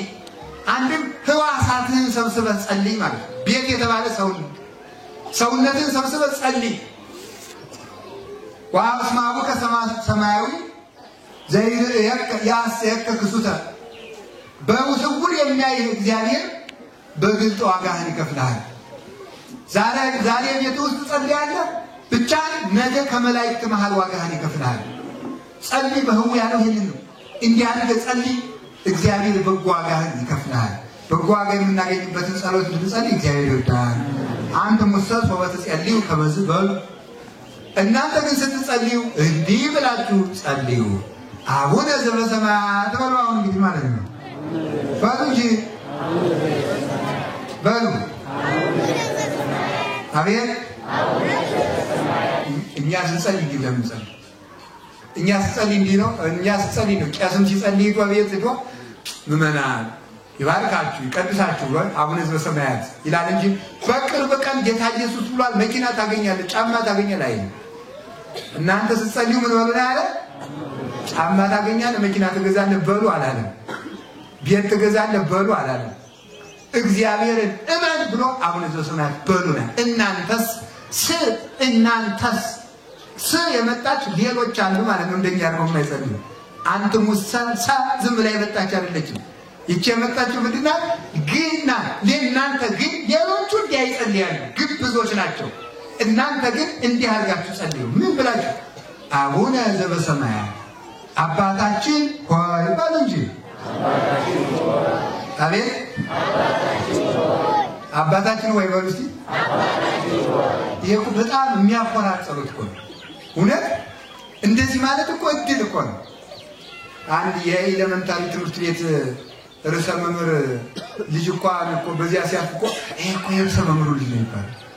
ይሄ የርዕሰ መምህሩ ልጅ ይሄ እኮ የፖሊስ የግል ልጅ እኮ ነው ይባላል። እኛ የታላቁ የልዑል እግዚአብሔር ልጆች ነው። ደስ ይላል በእውነት ማለት ከዚህ በላይ ክብር የለም።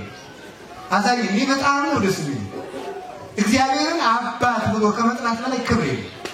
እግዚአብሔርን አባት ንጉሳችን ጌታችን እሳት ይወደስ ቅድሜሁ አይላፋት ይላክው ይላል ዳንኤል ትንቢተ ዳንኤል ምዕራፍ 11 ላይ እሳት በመንበሩ የሚቆረቆሩለት አይላፍ መላእክት እንደ ሻሽ የሚነጠፉለትን እንደ ቅጠል የሚረግፉለትን እንደ ግንድ የሚረበረቡለትን አንተን ማየት አይቻልንም ብለው በክሌ ከነፈው ይከድኑ ገጾን ፊታቸውን የሚሸፍኑለት በአንተ ፊት መቆም አንችልም ብለው በክሌ ከነፈው ይከድኑ ግራቸውን በሁለት ክንፋቸው የሚሸፍኑለት የትም ብንዞር አንተን አንመረምርም ብለው በክሌ ከነፈው ይሰሩ አንጻር ወይም ቅዱስ እግዚአብሔር ጸባዖት ፍጹም ምሉ ሰማያት ወምድረ ቅድሳተ ስብሐቲከ ብለው የሚያመሰግኑለትን አምላክ አባታችን ሆይ ብለህ ስትጠራው እንዴት ደስ ይላል። እንዲህ ማለትን ከመውደድ በላይ ምን ፍቅር አለ? እግዚአብሔርን አባት ከማድረግ በቃ ትልቁ ምዕመናን፣ ትልቁ ድላችሁ፣ ትልቁ ክብራችሁ፣ ትልቁ ጌትነታችሁ፣ ትልቁ ሹመታችሁ፣ ትልቁ ሀብታችሁ የእግዚአብሔር ልጆች መሆናቸው። ይሄን በማግኘታችሁ ብቻ ደስ ሊላችሁ ይገባል። ሲያንጂ እግዚአብሔር ይመስገን ነው። ልጆቹ ባሮቹ ለመሆን የማንበቃው ነው። ልጆቹ ስላደረገ ማን ይመስገን? እኛ ባለስልጣኖች ነን። በእውነት የንጉሥ ልጆች ስለሆን ባለስልጣኖች ነን። የንጉሠ ነገሥት የእግዚአብሔር የክርስቶስ ልጆች ነን። አባታችን ሆይ ምን አድርጎናል? በምን ወልዶናል? አንደኛ በምን ወልዶናል ካላችሁ በምን ወለደን? አንድ በፍጥረት ወልዶናል። በፍጥረት ማለት መፍጠሩ መውለዱ ነው። ልጅ ከአባቱ እንዲገኝ ፍጥረትም ከእግዚአብሔር ስለተገኘ በቀዳማዊ ልደታችን በተፈጥሮ የሱ ልጆች ነን። ሁለት በምን ወልዶናል? በፍጥረት ወልዶናል። በእናት አባታችን እንድንወለድ ያደረገ እሱ ስለሆነ አሁንም አባታችን ነው። 3 በምን ወልዶናል? በዮርዳኖስ ከጥምቀት ወልዶናል። በጥምቀት ልጆች ሆነናል። እናታችን ታቅፋ ወስዳ ወንዶች በ40 ቀን ሴቶች በ80 ቀን ቄሱ በሚታይ ውሃ እያጠመቀ በሚታይ መስቀል እየባረከ የሚታይ ቄስ እያጠመቀ ከማይታዩ ከስላሴ ተወልደን እንመለሳለን። ትልቅ ረቂቅ ልደትን አድርገን ስንጠመቅ ሕፃን ልጅ ምን ያህል ልጅ ቢሆን ራቁቱን ነው ከነልብሱ ነው የሚጠመቅ? ንገሩኝ። ለምንድን ነው ካላችሁኝ ክርስቶስን ሊለብስ ስለሆነ እኮ ነው። ጥምቀት ላይ ሰው አውልቆ የሚጠመቀው ክርስቶስን ሊለብስ ነው። ሴቶች ካደጉ በኋላ ለአቅመ ሔዋን ከደረሱ በኋላ በሌላ እምነት ኑረው ሊጠመቁ ሲመጡ ከራሳቸው ላይ ቀለበት ቢኖራቸው ከእጃቸው ላይ ቀለበት ቢኖራቸው ሴቶች ጌጥ ወዳጅ አይደሉ? ብዙ ጌጣጌጥ ቢኖራት አውልቃ ነው የምትጠመቁ። ወርቁንም ቢሆን ምን ማለት ነው? ይልና ፍትሐ ነገሥት ላይ ተረጉምታው እኔም የኔ ጌጥ ክርስቶስ ነው ማለት ነው። የኔ ገንዘቤ ክርስቶስ ነው፣ ልብሴ ክርስቶስ ነው ለማለት ነው። እንዲህ አድርጎ ወልዶናል ነው። በምን ይወልደናል ካላችሁ ደግሞ በትምህርት ይወልደናል። ወአነ ወለድኩክሙ በትምህርተ ክርስቶስ እንዳለ ቅዱስ ጳውሎስ በወንጌል የወለደን ክርስቶስ ነው። እንደገና ደግሞ በምን ይወልደናል? በንስሐ ይወልደናል። ንስሐ ማህፀን ናት። አረጋዊ መንፈሳዊ ነው ይናገራል። አካል የሌለውን የወንድ ዘር ከሴቶች ማህፀን አካል ይዞ እንደሚገኘው ሁሉ ሰውነቱ በኃጢአት ሽባ የሆነበት ሰው ከንስሐ ማህፀን እንደገና ቅዱስ አካል ይዞ ይወለዳል። እርኩስ የነበረው ቅዱስ ይሆናል። ዘማዊ የነበረው ድንግል ይሆናል። በንስሐ ደግሞ በተክሊል ላግባ እንዳትሉ። ደናግል የሚወርሱትን አንድ ነገር ልንገራችሁ። 3 የማይታወቁ ነገሮች አሉ ይላል ሰሎሞን። የመርከብ ዱካ በባህር ላይ ይታወቃል። መርከቡ ከሄደ በኋላ ዱካው ይገኛል አይገኝም? አይገኝም። እሺ የእባብ ዱካ በድንጋይ ላይ ይገኛል? እሺ የንስር ዱካ በሰማይ ላይ ይገኛል? አይገኝም አትሉም እንዴ እናንተ ሰዎች? ወይ ካገኛችሁ አግኝተናል ነው። ምንድነው ዝም አይገኝም? ይገኛል። እሺ 4ኛ ከነዚህ ሁሉ ግን የማይታወቅ የሴት ጠባይ ነው ይላል። አልሰሙም እነሱ። የሴቶች ጠባይ አይታወቅም። በጣም ኃይለኛ ናቸው፣ ረቂቅ።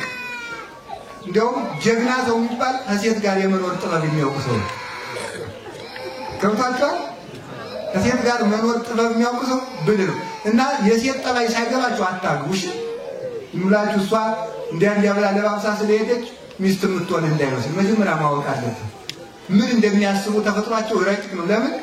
ልጅ አሳዳጊ ስለሆነ ውስብስብ ረቂቅ አይምሮ ነው የሰጣቸው እግዚአብሔር ማለት። አንድ ነገር በየት ማምለጥ እንዳለባቸው ጠንቅቀው ያውቃሉ።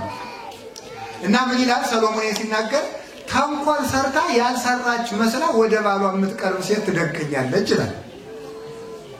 እነዚህ ሁሉ 4ቱ ወንዱም እኮ ያደርጋሉ። የሴቱን ተናገረ እንጂ ምን አለ? እነዚህ 4ቱ ይደንቁ 3ቱ ይደንቁኛል አለና ግን ተንኮል ሰርታ ያልሰራች መስላ ለባሏ ሚስት ሆና የምትቀርብ ሴት ትደንቀኛለች ይላል። ይሄ ትርጉም ነው። ሳም ነው። እሺ ወርቁ ይምጣ። ወርቁ ምንድነው መሰላችሁ? እነዚህ ሁሉ ይደንቁኛል ካለ እነዚህ የክርስቶስ ልደትና ሞት የሚያመለክቱ ናቸው። ከነዚህ ሁሉ የሚደንቀኛል ኃጢአት ስትሰራ ኑራ ካልሰሩት ጋራ በንስሐ ገመናዋ ተሸፍኖላት ከቅዱሳን ጋር የምትቆም ነፍስ ታስደንቀኛለች ማለት ነው። ለምን ተረጉምታል ሊቃውንት? ይሄ ነው እውነቱ ማለት ነው። የሰራነውን እንዳልሰራን፣ የረከስነውን እንደ ቅዱስ፣ ሌባውን እንደ መስዋዕት አድርጋ ወንበዴውን ከአብርሃም ጋር የምታቆም ምንድና ንስሐ። በንስሐ ይወልደናል፣ በንባ ያጥበናል። ከስጋው ብነ 3 ልደታት ይላል ቅዱስ አትናቴዎስ በቅዳሴ 3 ልደት አለን ይላል። ከንስሐ ይወልደናል፣ በቁርባን ይወልደናል። ሌላ ከመቃብር ደግሞ አዲስ ልደት ይዘን አሁን መቃብር ከክርስቶስ ሞት በኋላ ማይጸን ሆኗል። ከዚያ ገብተን ተቀብረን ከመቃብር ተጸንሰን እንደገና እንወለዳለን። ከዛ እግዚአብሔር ምን ያደርገናል? በቤተ ክርስቲያን ያሳድገናል። ልዩ አባት ነው። ዘበሰማያት በሰማይ የምትኖር አባታችን። እንደገና አባታችን ለምን ነው እግዚእነ ጌታችን ለምን በሉኝ አላለም? ጌታ ባሪያ የአባቱን የጌታውን ርስት መውረስ አይችልም።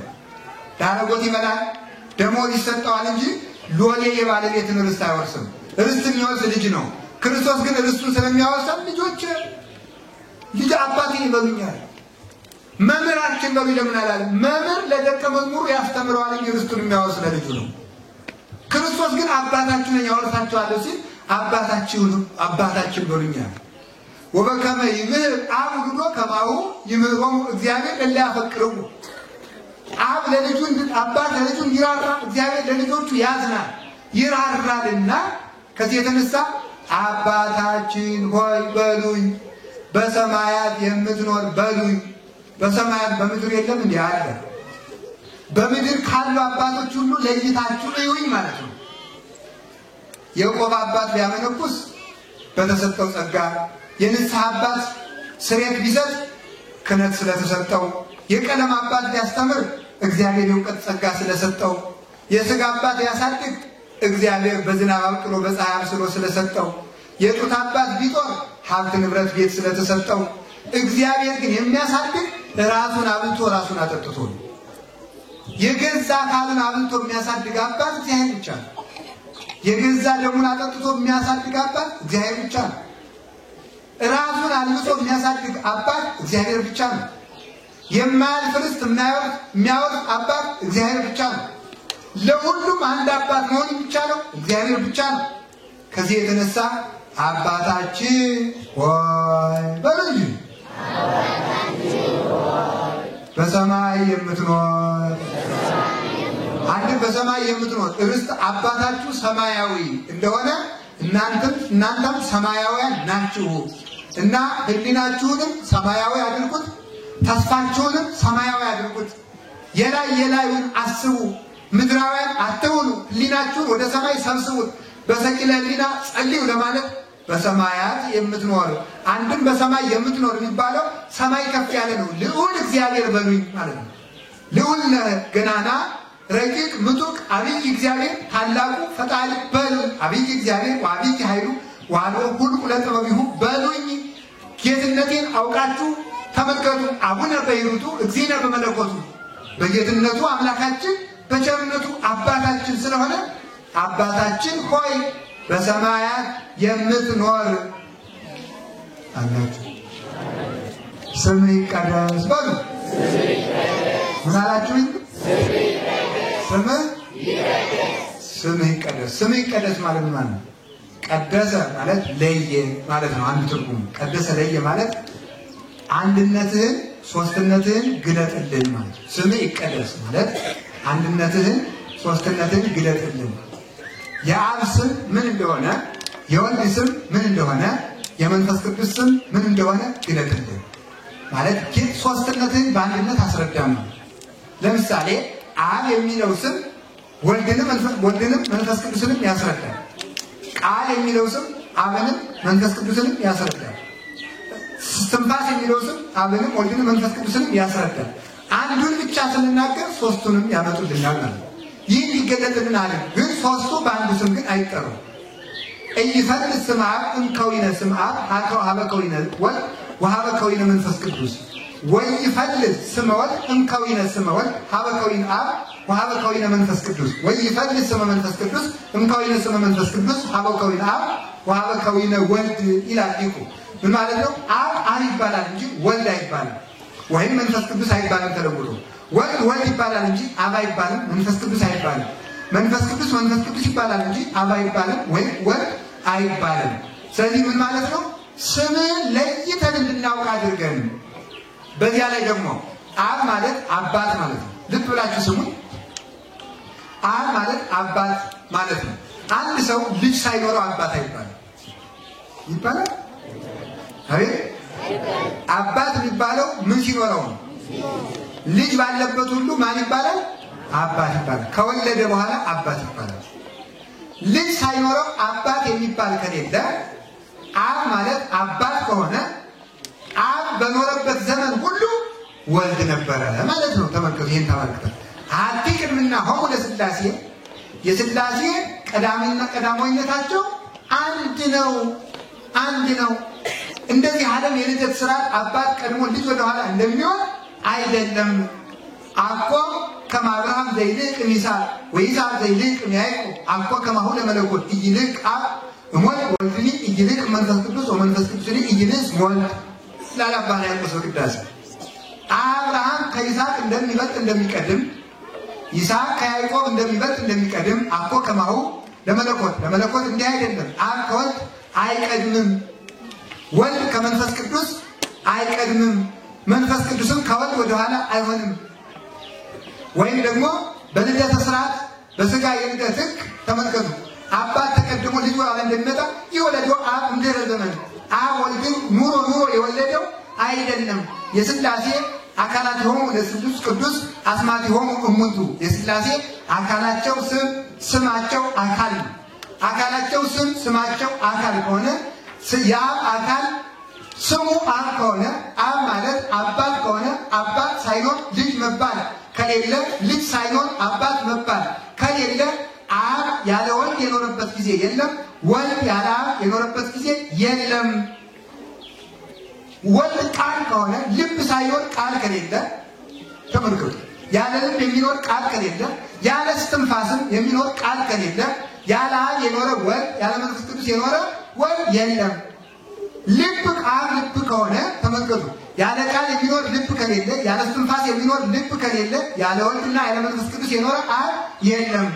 መንፈስ ቅዱስ እስትንፋስ ከሆነ ያለ ልብ የሚኖር እስትንፋስ ያለ ቃል የሚኖር እስትንፋስ ከሌለ ያለ አብና ያለ ወልድ የኖረ እስትንፋስ መንፈስ ቅዱስ የለም። ያለ አብ ዘይመለ ወልድ ወዘይመለ መንፈስ ቅዱስ ከመቅጽበታይ አብ ያለ ወልድና ያለ መንፈስ ቅዱስ የዓይን ጥቅሻ ያህል ዘመን እንኳን ተቀድሞ አልኖረም። ወይ ያለው ወልድ ዘይመለ አብ ወዘይመለ መንፈስ ቅዱስ አሐተ ሰዓት ወይ ከመቅጽበታይ የዓይን ጥቅሻ ሰዓት እንኳን ያህል አልኖረም። ወይ ያለው መንፈስ ቅዱስ ዘይመለ አብ ወዘይመለ ወልድ አሐተ ሰዓት ወይ ከመቅጽበታይ መንፈስ ቅዱስ ያለ አብና ያለ ወልድ አንዲት ቅጽበት ያህል እንኳን አልኖረም። ሥላሴ አንድ መንግስት ናቸው፣ ሶስትም አይደሉም። እኔ ልብ አለኝ፣ ቃል አለኝ፣ እስትንፋስ አለኝ፣ ሶስት አይደሉም። ሥላሴ አብ ልብ፣ ወልድ ቃል፣ መንፈስ ቅዱስ እስትንፋስ ነው፣ ሶስት አምላክ አይደሉም። በቀዳማዊነቱ ልብን የቀደመ ቃል፣ ቃልን የቀደመ እስትንፋስ፣ እስትንፋስን የቀደመ ልብ፣ እስትንፋስን የቀደመ ቃል፣ ቃልን የቀደመ ልብ፣ ቃልን የቀደመ እስትንፋስ እንደሌለ አብን የቀደመ ወልድ፣ አብን የቀደመ መንፈስ ቅዱስ፣ ወልድን የቀደመ አብ፣ ወልድን የቀደመ መንፈስ ቅዱስ፣ መንፈስ ቅዱስን የቀደመ አብ፣ መንፈስ ቅዱስን የቀደመ ወልድ የለም። ስለዚህ ይባላሉ አንድ ቀዳማዊ አምላክ። እስኪ አንድ ቀዳማዊ አምላክ በሉ። ስለዚህ ለዋለ አምላክ ዘላለም ቀዳሚ ወደ ሐዲስ ዘላለም ከጥንት ወይ ተፍጻሜት እንለዋለን። ቀዳማዊ እና ዳህራዊ አምላክ አንተ ነህ ብለን እግዚአብሔር እናመሰግነዋለን። ይሄንን ግለጥልን ነው። ስምህ ይቀደስ ማለት አብ ማለት ምንድን ነው? ወልድ ማለት ምንድን ነው? ቃል ማለት ምንድን ነው የሚለው ግለጥልን። ክርስቲያን የመጀመሪያ እውቀቱ ይሄን ማወቅ ነው። ይሄንን አውቀን መኖር አለብን። ከዛ አላውቅም መልስ አይደለም። አሁን የዚህ ዘመን ሰው የሚመልሰው አለ። ስብከትና ሲባል አልመጣም። ለምን ነው ሲባል የባሳውቄ ሳልሰራው ስለሚፈርድብኝ ነው። ተንኮላችሁ ደግሞ እግዚአብሔር ደግሞ ታዲያ ያልመጣው እንዳይፈረድብህ በተንኮል እንደሆነ አያውቅም። ለምን አልፈጣም ብሎ ይፈርዳል። እግዚአብሔር ይቸግረዋል። ተምረህ ለምን አልሰራህም ብሎ ይፈርዳል። አልተማርኩ ስትለው ደግሞ አትማርም ኖሯል ይላል። ስለዚህ መሳንጠን አውቀን መጸለይ ያለብን ይሄ ነው። መንግስቱ ማነው? ስምህ ይቀደስ በሉ። ስምህ ይቀደስ በሉ እንጂ በሉ ጨምሩ። ስምህ ይቀደስ። ሌላው ደግሞ ስምህ ይቀደስ ማለት ምን ማለት ነው? በስምህ እንድንጠራበት እንድንቀደሱበት ፍቀድልን። ክርስቲያን ነው እንጂ ክርስቲያን ማለት የክርስቶስ ገንዘቦች፣ የክርስቶስ አምሳሎች፣ የክርስቶስ ገንዘቦች፣ የክርስቶስ አርአያዎች፣ የክርስቶስ አምሳሎች፣ የክርስቶስ ተከታዮች፣ የክርስቶስ ልጆች፣ የክርስቶስ አገልጋዮች፣ የክርስቶስ በጎች፣ የክርስቶስ ባሮች፣ የክርስቶስ አካሎች ማለት ነው። ስለዚህ በዚህ ስም እንድንጠራ ፍቀድልን። በስም እንድንቀደስ ፍቀድልን። እፍረት ዘተሰውጠ ስምከ ይላል መኃልየ ሰሎሞን ምዕራፍ 1 ላይ። ስምህ እንደሚፈስ ዘይት ነው አለ። ክርስቶስ የሚለው ስም በእኛ ስም ላይ ክርስቲያን ተብሎ ፈሶብን በስሙ እንድንቀደስ በስሙ እንድንጠራ አድርጎናልና ስምህ እንዲቀድሰን እንዲባርከን ፍቀድልን ማለት ነው። ከቃል ጋር ናችሁ። ሶስተኛ ስምህ በእኛ እንዲመሰገን አድርግልን ነው። ስም በእኛ እንዲመሰገን ምን ማለት ይመስላችኋል? አንድ ሰው በጎ ሲሰራ፣ መልካም ሲሰራ፣ ድንቅ ሲሰራ አባቱን ያስመሰግናል። ማንን ያስመሰግናል? አይዟችሁ ንገሩኝ። አሁን አንዳንድ ሰው እየሰማችሁ ነው? አሁን የአንድ ሀገር ንጉሥ እናት አግኝቼ መንገድ ላይ አግኝቼ እናቴ ማን ይባላሉ ብላቸው ምንድን ነው አላወቅም እንዴ? የጀግናው የገሌ እናት ነው የሚለው። የራሳቸውን ስም ትተዋል። የራሳቸውን ስም ትተው እኮ ነው። ሰውየውን ደግሞ አግኝቼ ማን ይባላሉ ጋሼ ስላቸው የወዴት ነው ደግሞ አንተ አልሰማህም እንዴ?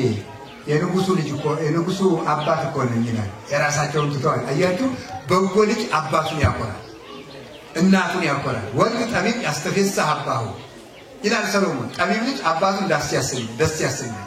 ሰው በልጁ ይኮራል። እናንተም በልጆቻችሁ እንድትኮሩ እግዚአብሔር ይርዳችሁ። አሁን የሚኮራ ልጅ የሚያኮራ ነው የሚያሳፍር ልጅ ያለን ሌባ ልጅ ግን አባቱ በአፋፍ እንደተቀመጠ በዚያ አበጓ ልጅ እንደተቀመጠ ሲመጣ ሲያው ይሄ አንተ ልጅ ነው ይላል አይደል? ያሳፍራል፣ አንገት ያስገፋል። ልጆቻችሁ እንዳያሳፍሯችሁ ቤተክርስቲያን አሳድጓቸው። እሺ በሉ። ቤተክርስቲያን ሲመጡ አንዲት ሴት ልጅ ወልዳ ልጇን ከቤት ጥላ ከመጣች ልጅ እኮ ትልቅ ጸጋ ነው ማምላክ። እንደ ልጅ ያለ ጸጋ የለም። ጥሩ ነው አይደለም? አሁን የከፋ አስበጀስን ያውን እዚህ ነው ለፈልፍላችሁ ብወለድ አይደለም? አዎ እናንተስ እግዚአብሔር የተመሰገነው እና የምትሰሙ ልትወለዱ አይደል? እና ልደት እኮ የተባረከ ሰው ክቡር እኮ ነው። ሰው ሲወለድ ሰው እኮ ምጥን ያህል ጀግና የሚያስረሳ ነው። እኔ ይደንቀኛል። ሴቶች በምጣቸው ጊዜ እንኳን ባላቸውን ሲጋቡ የነበሩ ሚዜዎች ሁሉ የሚያስጠሏቸው ይባላል። በምን ቀን አገባው ብለው ማለት ምን ሲይዛቸው መጽሐፍ እኮ ነው የሚለው። በእውነቱ ነው አይደረስ ነው። እንደምን ያለ ስቃይ የለም። ሞክረዋል እንዳትሉ ነግራቸው። ምጥ በጣም ከባድ ስቃይ ነው። እንዲሁም የሕክምና ባለሙያዎች ካላቸው አግዙ እንደሚባለው ይቅርታ ቁጥሩ ልሳሳት ይችላል። ሴቶች በምጥ ጊዜ የሚሰማቸው ስቃይ ከጎና አጥንት 9ኙ ሲሰበር የሚሰማውን ያህል ይባላል። በጣም እንዴት ያለ ከባድ እንደሆነ አስቡ። ለዚህ ነው ሲራክ የእናትህን ምጧን አትርሳ ያለ። የእናት ምጥ እናት ማለት እንዲያ ነው፣ እንዲቀላል አይደለች በእውነቱ ማለት እንዲህ አድርጋ የወለደች ናት። ታዲያ ያንን ምጥ ተመልከቱ። ያንን ምጥ እናት የምትረሳው መቼ ነው ካላችሁ ልጁን ወልዳ ስታየው። የአሜሪካው እንደው እንግዲህ በአገሪቱ እንደው ተከታተፍታ ስለወጥቷል ስትል የነበረችውና ልጁ ቆልጭ ሲል መሳቅ ትጀምራለች። ያው ስቃይ ተረስቶ እኮ እንደው እግዚአብሔር ግን ቸር አይደል? ምጡን ምን ያደርገዋል? ያስረሳዋል። ምጥ ስቃይ ነው ማለት እና ልጅ ክቡር ነው። ምን ያስረሳል? ምጥ ያስረሳል። እንኳን ሌላ ችግር ረሃብን፣ ስቃይ፣ ረሃብ፣ ስደት፣ ገንዘብ ልጅ እንደው ሰርቶ መጦር እሱን ተው። እንደው ልጅ የሚደንቀኝ ምጥ ማስረሳቱ ነው። ያን ያህል ስቃይ ረስተውት ሲወላ መጫወት ይጀምራሉ። ጠላ ይቀዳል፣ እንጀራ ይቆረሳል፣ እንዲያ ይባላል ማለት ነው። ያስደንቃል። እዚህ በኋላ እናቶቻችን ምንም ችግር የላቸው። ለምንድን ነው ስትሉኝ ልጅ የእግዚአብሔር መልክ ስለሆነ ነው። ልጁን ስታይ የምታየው እግዚአብሔር ስለሆነ ነው። የእግዚአብሔር መልክ ህፃናት አሁን ህፃን ልጅ ዘመዳችን ቢሆን ባይሆን ቢያምን ህፃን ልጅ ቁልጭ ሲል ደስ የማይለው ሰው የለም።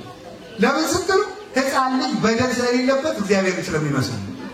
እግዚአብሔርን ይመስላሉ ህፃናት። ታዲያ ልጅ መልካም ነው። ልጅን እንደማሳደግ ያለ መባረክ የለም። ትልቅ አገልግሎት ነው። ልጅን አበርክቶ ከኃጢአት ጠብቆ ለእግዚአብሔር ማሰባል። አንዱ ልጅን ለማሳደግ ነው ቤተክርስቲያን አምጧቸው። ቤተክርስቲያን ስትይዙ ልጆቻችሁን ይዛችሁ ነው መምጣት። አንድ ልጅ ከቤት መቅረት የለበትም። አንድ ልጅ እዚህ ቤተክርስቲያን መጥቶ ዕጣን ሊሸጡ ይገባል። እንዲያው ልጅ ወልዳ ልጇን የአራስ ጊዜው አልፎ 40 ቀን ወይም 80 ቀን ሞልቶ ክርስትና ከተነሳ በኋላ ልጇን ከቤት ጥላ የምትመጣ እናት 3 በደል ትበድላለች። አንደኛ እግዚአብሔር የሰጣትን ጸጋ አቃላለች። ሁለተኛ ደግሞ ልጅ ማዘል አስጠልቷት መጫት መባል አስጠልቷት ዘማውያን ወንዶች እንዲመለከቷት ፈልጋለች። ሶስተኛ ደግሞ ልጆች ህፃናት ልባቸው ንጹህ ነው። ልባቸው ንጹህ የሆኑ ሰዎች እግዚአብሔርን ያዩታልና ስናስቀድስ እኛ የማናየውን እግዚአብሔር ህፃናት ያያል። ስለዚህ ልጁን እግዚአብሔርን እንዳያይ ከልክለው አፍዳለች ማለት ነው። ስለዚህ በኋላ ልጆቻችሁ ቤተክርስቲያን ማምጣት አለባችሁ። እያስተማራችሁ ደግሞ አሳድጓቸው። በሰንበት ትምህርት ቤት እየሰማችሁ ነው። አሁን ይህን ሰንበት ትምህርት ቤት እነዚህ ልጆች እውነቴን ነው አሁን ይህን ጉባኤ አዘጋጅታችሁ አስተማራችሁ ሰንበት ተማሪዎች ናቸው። ይህን ሰንበት ትምህርት ቤት ጠንክራችሁ በሲሆን ሽማግሌዎች ሁሉ በቃ ልጆቻችሁ እየሰደደ ተማሩ። ደግሞ ምን አይነት ችግር ዲያብሎስ ክፉ አይደል? ሰንበት ትምህርት ቤት መጥተው ልጆች ጠንክረው እንዳያድጉ ደግሞ ምን ያደርጋል? ሰንበት ትምህርት ቤት እኮ መተጫጫ ነው ይላል አይደል? ይላል እና ታዲያ ጉሩ ዶዲያችን ነው ሞኝ ናችሁ መሰለኝ። ማጨት እኮ ያለበት እንደውም ሰው ሰንበት ተማሪ ተጫጭቶ እንዲገባ መፍቀድ አለባቸው። ሰንበት ተማሪዎች እንዲተጫጩ ስለማስፈቅዱላቸው ተደብቀው ዝሙት እንዲሰሩ ልታደርጓቸው ነው ማለት ነው። ተጫጭተው እንዲጋቡ ግን ብንፈቅድላቸው ህጋዊ ሆነው ወደ እናት አባት ይመጣሉ። ስለዚህ ማድረግ ያለባችሁ ሰንበት ተማሪዎች አንድ ላይ በሄዱ ቁጥር በተራመዱ ቁጥር ቤተክርስቲያን በመጡ ቁጥር እየተጫጩ እኮ ነው ተበላሽተዋል። የገጠሩ ሰውማ ደግሞ በረዶ ነው የሚያስመጡን ይላል። እሱ የሰው ደንበር ሲገባ በረዶ አይመጣም ማለት ጠላውን የቀነደሸ ሳቁሮ ሲያደገድግ ሲያደርግ በረዶ አይመጣም። ሰፈር ሲጉሳፈር በረዶ አይመጣም። አይተካም ማለት በዓል ሲሽር እሱ የሰው ደንበር ሲዘባ እንኳን ሌላ እኮ ሳር ሲሰርቅ ነው የሚያደርግ። ሳር ሰርቆ እያጨረ በዚያ በረዶ አይመጣም። እሳ ሰንበት ተማሪ ከበሮ ሲመጣ በረዶ ወረደ። ሀምን አለ አንድ ሞኝ የተከለውን 50 ሊቃውንት አይነቅሉትም ተብሎ አንድ ጅል የተከለውን። ስለዚህ ልጆቻችሁን ተንከባክባችሁ አሳድጋችሁ እናት አባትን ያስከብራሉ። አዳም የከበረ ቢወልድ ነው። እስቲ በሉ አዳም የከበረ በሉ። ምን ያደርግ ነው? ማንን ወልዶ? እመቤታችን አስከበረችው እኮ። አባቷን ያስከበረች ልጅ ድንግል ማርያም እኮ ናት። የእናቷን የሔዋን ደም የመለሰች እመቤታችን ናት። የሐናና የኢያቄም ልጅ ዲያብሎስን የተበቀለችው አንተ ቀጣፊ እናቴ ሔዋንን እንዳታለልክ እኔን አታታልለኝ ብላ ዲያብሎስን ድል ነስታ ከቅዱስ ገብርኤል ብስራት ወልዳ እናቷ ሔዋን በሔዋን ጆሮ ሐዘን እንደተቆረቆረ የደስታ ፈሳሽን በጆሮዋ አውርዳ ለዓለም ፍስሐ ሁሉ ዓለም ክርስቶስን ወልዳ ሙሐዘ ፍስሐ የተባለችው እመቤታችን ናት። ልጅ ማለት እንደ ድንግል ማርያም ነው። ስለዚህ ልጆቻችሁን ቤተክርስቲያን እንድታሳድጉ እግዚአብሔር ይርዳን። ቆይ ስምህ ይቀደስ በሉ እንጂ ስምህ ይቀደስ ማለት ስምህ በእኛ እንዲከበር አድርግ፣ አንተን የሚያስመሰግን ስራ እንድትሰራ አድርገን ማለት ነው ብሎ ሊቁ ቅዱስ ዮሐንስ አፈወርቅ ይተረጉመዋል። አንድ ሰው ስምህ ይቀደስ ስላለ ብቻ ይህንን ጸሎት ተገበሩ አይባልም። እግዚአብሔርን የሚያስመሰግን ስራ ሲሰራ ነው ይላል። ለምሳሌ ቅድም ባልኳቸው አንቀጽ ሙሴ እግዚአብሔር ሙሴን ወደ ግብጽ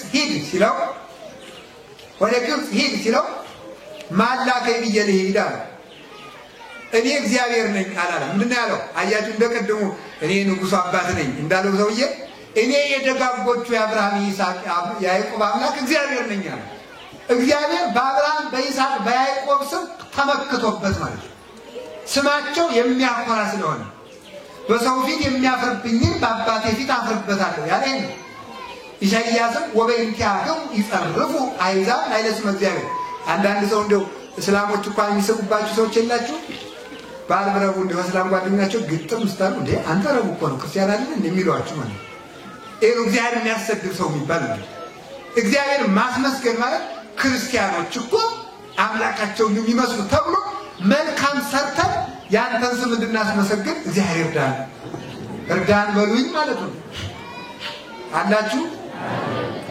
አንድ ሰው ጨካኝ ንጉስ ነግሶ ያ ጨካኝ ንጉስ ክርስቲያኖችን ሲያሰቃይ ጊዜ ሰጠኝ ብሎ ደግሞ አንድ የዚያ የተሾመው ሰው ዘመድ የሆነ አንድ ሰው አንድን ክርስቲያን ያሳድደው ነበር።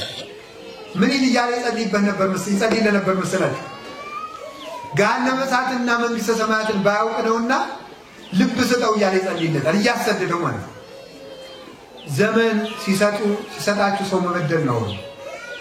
ዘመን መገላበጡ አይቀርምና ያ ጨካኝ ሃይማኖት የለሽ ንጉስ ተሽሮ ክርስቲያን ንጉስ ነገሰ። ሲነግስ ያኛው በባለ ጊዜ ዘመዱ ተመክቶ አንዱን ክርስቲያን ከዋለበት አላውን ካደረበት አላሳድር ይህ የነበረው ያ ሰውዬ ምን ብሎ ተናገረ መሰላችሁ? ዘመን ሰጥቶታልና ቀድሞ ሳሳድደው የነበረው ያ ክርስቲያን ምን ያረገኝ ይሆን ብሎ ተጨነቀ። እሱስ እንኳን ሊያሰቃይ ገሃነመ እሳትንና ጣዕመ መንግሥተ ሰማያትን ባያውቅ ነው ማረው እያለ እየጸለየልህ ነው አለ። አሃ እኒህ ክርስቲያኖች እነሱ ያማሩ ፈጣሪያቸው ቢያምር ነው፣ እነሱ የራሩ ፈጣሪያቸው ቸር ቢሆን ነው ብሎ ክርስቲያን ሆነ። ለማን ሲባል በዚያ በሰውየው መልካምነት ማለት ነው። በሰውየው መልካምነት ሃይማኖት የሌላቸው ሰዎች እኛን ይታዘቡና መኪናው ስንሄድ አመፀኛው ክርስቲያን ነው። ይሁት መኪናው ሲሳፈር እስቲ ይሄን ወንበር ቀይር፣ ይሄን ወንበር እስቲ እቺን ወንበር ልቀይር፣ እኔ ሽማግሌ እንዴት ትቀይረኛለህ? መጀመሪያ ያስኩት ወንበር እኮ ነው፣ መጀመሪያ ያስከውና አትደም ደባራ ምናምን ይላል። አይኑን እኮ የለንም ቦሎት እንዴ አሁን እኛ እንደው ክርስቲያን እንመስላለን። ዓለማውያን እኮ ስንጫጭ ወረፋ ስንጠብቅ ሃይማኖት የሌላቸው ሰዎች ክርስቲያን ሊሆን ይፈልጓል። እኛ ላይ ወደ ክርስቲያን እንደዚህ ቆንስ አልሆንም ብለው እኮ ሊቀሩ ይችላሉ። ስንናገር አገር አይብቃይ ስንል ስንበላ ጾሙ ስንሽር አሁን መኪና ውስጥ ስብሰባው ስንቱ ሰብስባ ተታዘውታላችሁ። ስብሰባው ውስጥ ሚሪንዳና ቦምቦሊኖ ስላለው ብቻ ያቺ እንዳታመጡ 4 ሰዓት የሚበላ ሰው ያን ያመጡ። አውሮፕላን ውስጥ ኬክ አለች ወለች እኮ ሎሚ የምታከል ኬክ እኮ ነው። እስከ 9 ሰዓት የሚጾመው ሰውዬ 6 ሰዓት ብትም እኔ የዛሬ 3 ሳምንት ነው ወር አካባቢ አዲስ አበባ ላይ ባይዘ ሰውየው አውሮፕላን ውስጥ ቁጭ ብሎ የ6 ሰዓት ፍላይት ነውና ይበላል። እየበላ እኔ ምለው አባይ ነኝ አንድ ነገር ነው በጣም ይደንቀኛል። የሚገርመው ምንድነው አዲስ አበባ ውስጥ ጽጌ ጾም ላይ ካህናት በስጋ ይበላል። በጣም ነው ማዝነው ይላል። እሱ ስንት ሰዓት ነው የሚበላ?